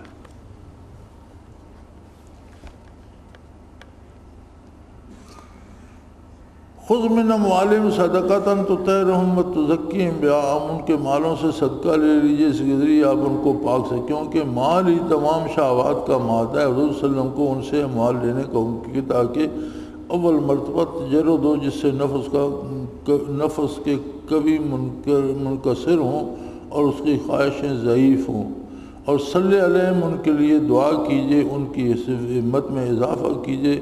انوار صحبت کا امر ہے، اور ان صلاۃ کا سکن، آپ کی دعا ان کے لیے موجود، اس میں بیان ہے کہ یہ ہمت اور حفاظت ان پر نزول سکینہ کا سبب ہے۔ یعنی حضور صلی اللہ علیہ وسلم کو حکم دیا گیا کہ ان کے مال سے صدقہ لیں، ان کے مال سے کچھ حصہ ان سے قبول فرما لیا کیجیے۔ دوسرا حکم دیا گیا کہ ان کے لیے دعا فرمائیے، اور تیسرا نتیجہ یہ ظاہر کیا گیا کہ آپ کی دعا ان کے لیے تسکین کا موجب ہوگی۔ تو اس میں ہے کہ شیخ کو لالچ نہ ہو پیسے لینے کا، لیکن مرید کو طمع ہو کہ وہ شیخ پر خرچ کرے اپنی پسند سے، اپنی مرضی سے۔ شیخ کے ذمہ ہے کہ اس کے لیے دعا بھی کرے، اسے سمجھائے بھی، سکھائے بھی، اور دعا ہوتی ہے ایک، یہ جو ہم ہاتھ اٹھا کے مانگتے ہیں یہ صورت دعا ہے، ایک شے کی صورت ہوتی ہے، ایک اس کا اصل ہوتا ہے۔ اصل دعا کی یہ ہے کہ آپ کے دل میں کسی کے بارے کیا خواہش ہے، دراصل وہ دعا ہے۔ آپ دل سے کسی کو اچھا نہیں سمجھتے، اور بظاہر لوگوں کو دکھانے کے لیے یا اللہ اسے مال بھی دے، اسے صحت بھی دے، اسے اولاد کہتے رہیں، یہ صورت دعا ہے، لیکن نتیجہ جو ہے اگر آپ کی دعا قبول ہوگی تو اس پر نتیجہ مرتب ہوگا جو آپ کے دل میں۔ تو حقیقت دعا وہ ہوتی ہے جو دل میں ہوتی ہے، اور صورت دعا وہ ہوتی ہے جو لب۔ یہ مسئلہ اگلے دن مولانا نے بھی پوچھا مجھ سے، تو حقیقت دعا ہوتی ہے جو دل میں ہوتی ہے، اور صورت دعا ہوتی ہے جو لب پہ آتی ہے۔ تو حضور صلی اللہ علیہ وسلم کا خوش ہونا ان کے لیے دعا بھی ہو گیا، حضور کا راضی ہونا، حضور کا خوشی محسوس کرنا، اور ان کے لیے نزول رحمت کا سبب بھی بن گیا۔ تو کہتے ہیں اس میں سلوک کا مسئلہ یہ ہے کہ مرید کا تعلق شیخ سے جتنی محبت کا ہوگا، اتنی محبت کے جواب میں محبت پائے گا، جس سے اس کا نسبت کا فائدہ بھی ہوگا، اس پر سکینہ بھی نازل ہوگی اور دنیا کا فائدہ بھی ہوگا۔ قولوا تعالیٰ وَقُلْ اعْمَلُوا فَسَيَرَى اللَّهُ عَمَلَكُمْ وَرَسُولُهُ وَالْمُؤْمِنُونَ۔ آپ کہہ دیجئے عمل کیے جاؤ، سو بھی دیکھے لیتے تمہارے عمل کو اللہ، اس کا رسول اور اہل ایمان۔ اشارہ ہے اس قول کی طرف جو حد توبہ میں علماء نے فرمایا کہ طائب پر سما صالحین ظاہر ہونے لگتے ہیں، کیونکہ مومنین کی رویت اسی سے متعلق ہو۔ فرماتے ہیں اس میں اس طرف اشارہ ہے کہ جب آدمی سلوک میں داخل ہوتا ہے تو اس کا مطلب ہے کہ اس نے توبہ کر لی برائی سے اور اللہ اللہ کرنے لگ گیا، تو اس پر نیکی کے آثار ظاہر ہونے چاہیے، چونکہ مومنین کو تو وہی نظر آئیں گے۔ تو جہاں یہ فرمایا اللہ دیکھے گا، اللہ کا رسول دیکھے گا، اللہ کے مومن بندے دیکھیں گے، تو مومن بندے کو تو آثار اور اس کا کردار ہی نظر آئے گا۔ تو فرمایا توبہ کی خصوصیت یہ ہے کہ اس کے عمل سے بھی نیکی ظاہر ہو، زبانی توبہ توبہ نہ کرتا رہے۔ قولو تعالی آخرون مرجون لامر اللہ، کچھ لوگ ہیں جن کا معاملہ خدا کے حکم آنے تک ملتوی ہے، اس کی اصل بعض اوقات کے معاملے میں خوف و رجا کے درمیان معلق چھوڑ دیا اور اس کو عذر کو سریعاً قبیل کیا، اس میں نصیحت کا اثر ضعیف ہوتا ہے۔ فرمایا بعض لوگ ایسے ہیں کہ انہوں نے توبہ کی اور اللہ نے ان کا فیصلہ نہیں فرمایا، معلق چھوڑ دیا کہ دیکھیں گے ان کا کیا کیا جاتا ہے۔ تو فرمایا یہ ایسے لوگ ہوتے ہیں جو توبہ تو کرتے ہیں لیکن انہیں توفیق عمل نصیب نہیں ہوتی ہے۔ زبانی توبہ باتیں بھلی کرتے رہتے ہیں، کام برے ہی کرتے ہیں۔ فرمایا اس کا انجام اچھا نہیں ہوتا، یہ خطرہ ہے، اس سے نکلنا چاہیے اور عملاً نیکی اختیار کرنا چاہیے۔ والذین اتخذوا مسجدا ضرارا، ایسے لوگ ہیں جنہوں نے ان اغراض سے مسجد بنائی کہ ضرر پہنچائیں، اس سے اس شخص کے فعل کی شناخت معلوم ہوتی ہے جو دین کو اپنی غرض سے۔ فرمایا اس سے وہ لوگ جو جمع تو دنیا کرتے ہیں لیکن حوالہ دین کا دیتے ہیں، غرض پیسے جمع کرنا ہوتی ہے، نام دین کا کرتے ہیں، تو ایسے لوگوں کی اللہ کریم نے برائی بیان کی ہے کہ یہ انتہائی برے لوگ ہیں جو دنیا کو حاصل کرنے کے لیے دین کو بہانہ بناتے ہیں۔ لا تقم فی ابدا، آپ اس میں کبھی کھڑے نہ ہوں کہ آپ کا وہاں پر نماز پڑھ لینا اس کی ترویج طبیعت کا سبب ہو جائے گا۔ اس میں امر مکروہ شرعی کے لیے سبب بننے سے بھی تحرز ضروری ہے۔ حضور کو حکم دیا گیا کہ آپ صلی اللہ علیہ وسلم اس مسجد میں تشریف نہ لے جائیں، تو فرماتے ہیں سالک کے لیے اس میں یہ مسئلہ ہے کہ بدعات اور رسومات میں جائے بھی نہیں کہ اس کے جانے سے لوگ یہ دلیل پکڑ لیں گے کہ فلاں آدمی تو بڑا بھلا اور نیک، وہ بھی تو اس میں شریک تھا، اس کا مطلب ہے یہ کام اچھا ہے، تو اس میں برائی کی تائید ہوگی۔ لہذا سالک کو بدعات اور رسومات میں شرکت بھی نہیں کرنی چاہیے۔ قولو تعالی لمسجد اسس علی التقوی من اول یوم احق ان تقوم فیہ، البتہ جس مسجد کی بنیاد اول دن سے تقوی پر رکھی گئی وہ اس لائق ہے کہ آپ اس میں کھڑے ہوں۔ وجہ اس کی، اس سے نفس میں صفا، وقت اور طیب حال اور ذوق وجدان کا اثر پیدا ہوتا ہے۔ فرمایا حضور کے وہاں تشریف لے جانے سے، آپ کے قدم رنجہ فرمانے سے وہاں کیا کیا حاصل ہوگا؟ نفس میں صفا، وقت و طیب حال اور ذوق و وجدان کا اثر پیدا ہوتا ہے، یعنی اس میں برکت دنیاوی بھی ہے اور برکت ایمانی اور کیفیات قلبی اور وجدان و ذوق میں بھی اضافہ ہے جہاں حضور نے قدم رنجہ فرمایا۔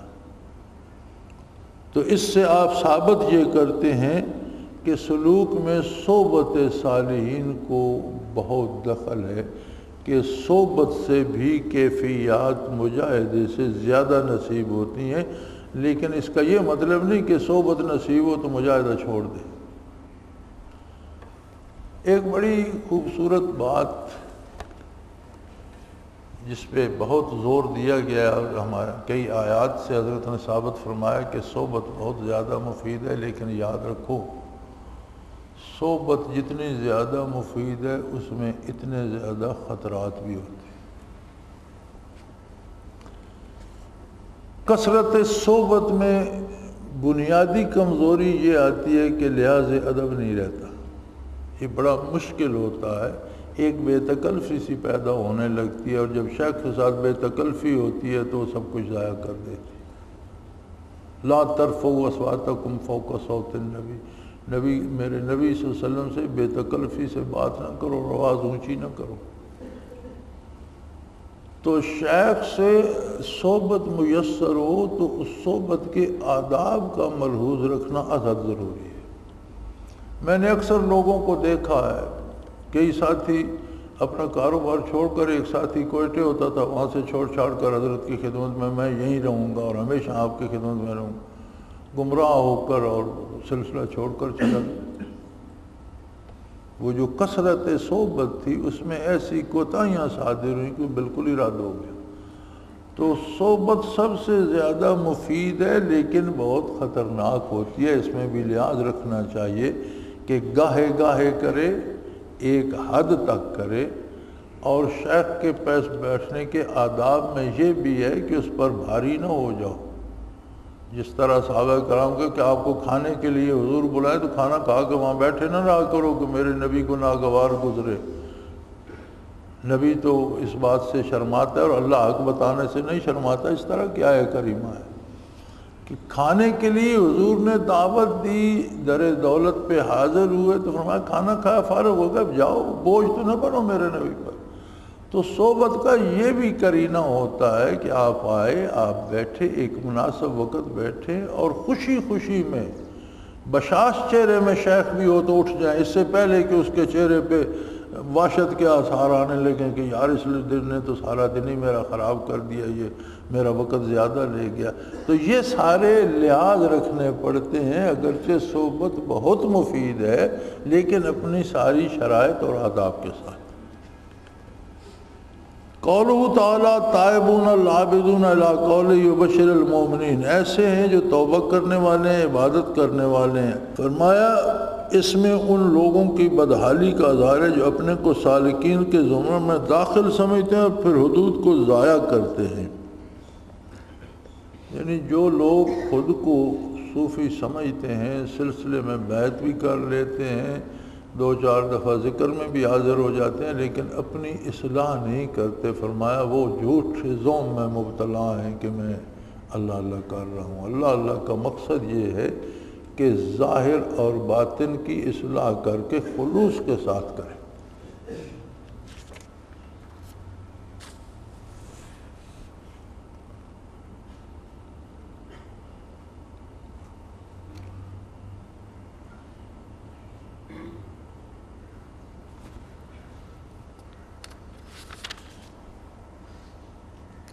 قولہ تعالی ما کان للنبی والذین آمنوا ان یستغفروا للمشرکین ولو کانوا اولی قربی۔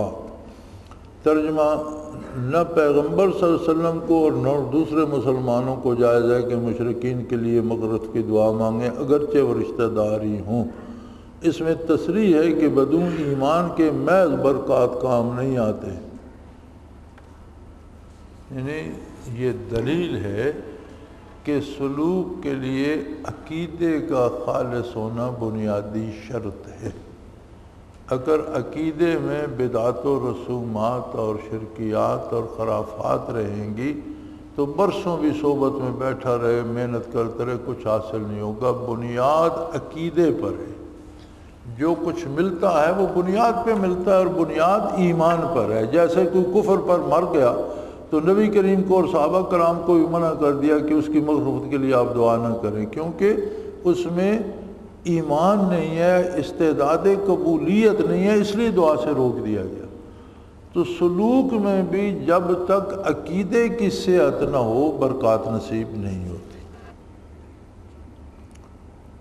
قولہ تعالی وما کان استغفار ابراہیم لأبیہ الا ان موعدہ، ابراہیم کا اپنے باپ کے لیے دعا مغفرت مانگنا وعدہ کے سبب سے تھا۔ یہ دلیل ہے کہ شیخ اس پر کہ اگر شیخ کسی فعل سے مرید کو منع کرے اور کسی عارض سے وہی فعل خود کرنا پڑے تو مرید کے سامنے اس پر عذر اجمالاً یا تفصیلاً بیان کر دے۔ یعنی بعض اوقات مشائخ کسی، اب اللہ نے منع کیا نبی کریم صلی اللہ علیہ وسلم کو فار کے لیے دعا نہ مانگے، ساتھ قرآن میں یہ بھی ذکر کیا کہ ابراہیم علیہ السلام نے اپنے باپ کے لیے دعا کی کہ اللہ اسے بخش دے، تو فرمایا ادھر منع فرما رہے ہو کہ کافر کے لیے دعا نہ مانگیں، ادھر آپ کہہ رہے ہیں میرے خلیل نے دعا کی، تو فرمایا اس لیے کہ انہوں نے باپ کی زندگی میں اس سے وعدہ کیا تھا میں تیرے لیے دعا کروں گا، یعنی ایک عذر شرعی موجود تھا۔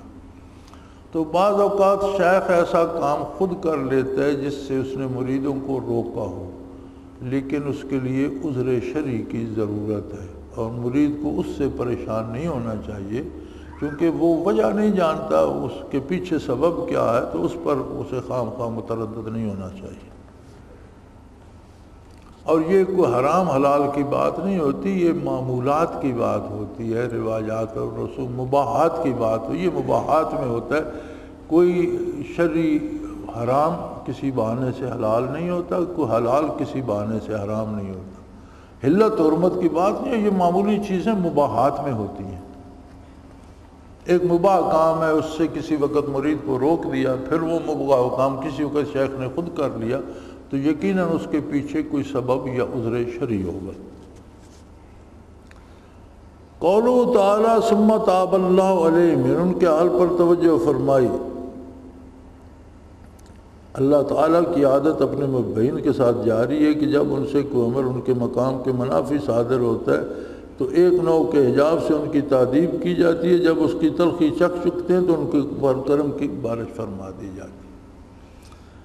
ثم تاب، پھر اللہ نے ان پر توجہ فرمائی، ان کی توبہ قبول فرمائی۔ فرماتے ہیں اللہ کی اپنے مقبولین کے ساتھ یہ سنت ہے کہ اگر ان سے کچھ ایسا کام ہو جائے جو ان کی شان کے منافی ہے، خواہ وہ شرعاً جائز ہی ہو لیکن ان کے مقام کے منافی ہے، تو ان پر کوئی حجاب آ جاتا ہے، اور پھر جب اس حجاب کی تلخی سے گزرتے ہیں تو اللہ تعالیٰ معاف فرما دیتا ہے، پھر انوارات کھول دیتا ہے۔ تو یہ معاملہ اللہ کا اپنے مقبولین کے ساتھ رہتا ہے۔ یا ایھا الذین آمنوا اتقوا اللہ وکونوا مع الصادقین، اے ایمان والو اللہ سے ڈرو اور سچوں کے ساتھ رہو۔ بعض نے معیت کی تفسیر مخالطت اور مقارنت سے کی ہے، قضا فرو، اس میں ترغیب ہے صحبت صالحین کی، کونوا مع الصادقین، کہ سچوں کے ساتھ رہو۔ فرمایا اس میں بھی نیک لوگوں کی صحبت کی ترغیب ہے۔ وما کان المؤمنون لینفروا کافہ، مسلمانوں کو یہ نہ چاہیے کہ سب کے سب نکل کھڑے ہوں۔ اس میں دلیل ہے مہم دینی کا انتظام ایسا ہونا چاہیے کہ دوسری ضروریات میں جن میں امر معاش بھی ہے مختل نہ ہوں۔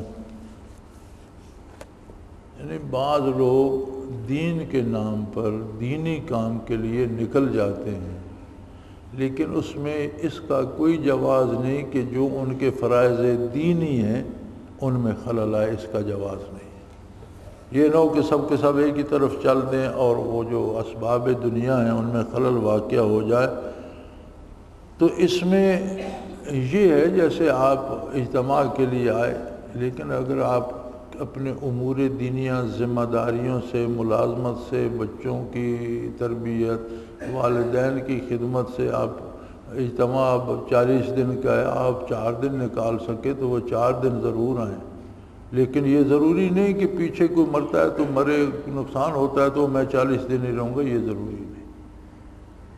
اور یہ زیادہ رواج آج کل ہو گیا ہمارے تبلیغی بھائیوں میں کہ دنیا کا سارا معاملہ وہیں چھوڑ کر 1 سال کے چلے کے لیے چلے گئے باہر ملک میں، اب پیچھے بیوی ہے، جوان بچیاں ہیں، کوئی ان کا سنبھالنے والا نہیں، بیمار ہو جائیں تو ساتھ ہسپتال جانے والا کوئی نہیں۔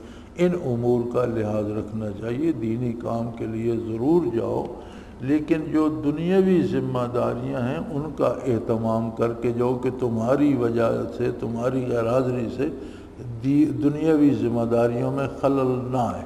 جس کے پاس جتنا وقت ہو وہ اتنا وقت دین کے کام پہ لگائے، اس کا انتظام کیا جانا چاہیے۔ اور یہی حکم جہاد میں بھی ہے، یہ نہیں کہ ساری قوم جہاد کے لیے نکل کھڑی ہو، پیچھے بیوی بچوں کو کوئی دیکھنے والا نہ ہو اور کوئی شہر کا انتظام کرنے والا نہ ہو، خاص سارے شہر میں چوریاں ہوتی پھریں، یا آپ ایک طرف میدان جنگ میں نکل جائیں اور دوسری طرف سے دشمن آ کے شہر پہ ہی قبضہ کر لے، یہ صورت نہیں ہے۔ انتظام دنیا کو دیکھ کر اس میں سے جتنی جس طرح کی گنجائش ہوتی ہے اس طرح کے کام کرنے چاہیے، اور عموماً دین کے نام پر اس میں بہت لاپرواہی کی جاتی ہے۔ کہہ دیا جاتا ہے جی خیر ہے جی وہ ہم نے اللہ کے ذمہ لگا دیے. اللہ کریم نے جو ذمہ داری تمہارے ذمہ لگائی تھی وہ تم نے واپس اللہ کے ذمہ کیسے لگائی؟ نکاح تم نے کیا، نان و نفقہ تم پر واجب ہے، بچے تمہارے ہیں ان کو پالنا تمہاری ذمہ داری ہے، والدین تمہارے ہیں ان کی خدمت تمہاری ذمہ داری ہے، تمہارے فراز میں تم کہتے ہو ہم نے اللہ کے ذمہ لگا دی. یہ کیسے ممکن ہے؟ یا ایھا الذین آمنوا قاتلوا الذین یلونکم من الکفار، اے ایمان والو ان کفار سے لڑو جو تمہارے آس پاس ہیں. اس سے معلوم ہوتا ہے کہ سب سے قریب تر نفس ہے، اس لیے پہلا مجاہدہ نفس کے خلاف ہونا چاہیے. سلوک کا مسئلہ اس میں یہ ہے کہ سب سے قریب تر دشمن اپنا نفس ہے، تو پہلے اس سے تو جہاد سے فارغ ہو جاؤ. قولوا تعالیٰ لا يرونهم يفتنون في كل عام مرة أو مرتين ثم لا يتوبون، کیا ان کو نہیں دکھائی دیتا کہ ہر سال میں ایک بار یا دو بار کسی نہ کسی آفت میں پھر بھی باز نہیں آتے؟ اس سے بلا کی حکمت معلوم ہوتی ہے کہ اللہ کی طرف متوجہ ہو جائے. جیسے اب پورے ملک میں سیلاب کا طوفان آ گیا، مہنگائی کا طوفان آ گیا، قتل و غارت گری کا طوفان آ گیا، تو ان مصیبتوں سے یہ معلوم ہوتا ہے کہ ان کا علاج اللہ کی طرف توبہ کرنا اور رجوع الی اللہ ہے. یہ اگلے دن بھی شاید جمعہ میں بھی یہ بات بڑی تفصیل سے ہوئی. قولوا تعالی لقد جاءکم رسول من انفسکم عزیز علیہ ما عنتم، تمہارے پاس ایک ایسے پیغمبر تشریف لائے جو تمہاری جنس ہیں، جن کو تمہاری مضرت کی بات نہایت گراں. یہ صفات رسول اللہ صلی اللہ علیہ وسلم ہیں، اور شیخ بھی نائب رسول ہوتا ہے، یہ صفات اس میں بھی ہونا ضروری ہیں. فرمایا اللہ کریم نے اپنے نبی کی صفت یہ فرمائی کہ ایک تو وہ تم ہی میں سے ہیں، یعنی بنی آدم میں سے ہیں، اور دوسرا وہ تمہارے اتنے درد مند اور اتنے بہی خواہ ہیں کہ تکلیف تم پر کوئی تکلیف آئے تو وہ اسے بہت زیادہ محسوس کرتے ہیں. تو فرمایا شیخ بھی نائب رسول ہوتا ہے، اس کی شفقت بھی اپنے متعلقین کے ساتھ ایسی ہونی چاہیے. وآخر دعوانا ان الحمد للہ رب العالمین. اللہ اللہ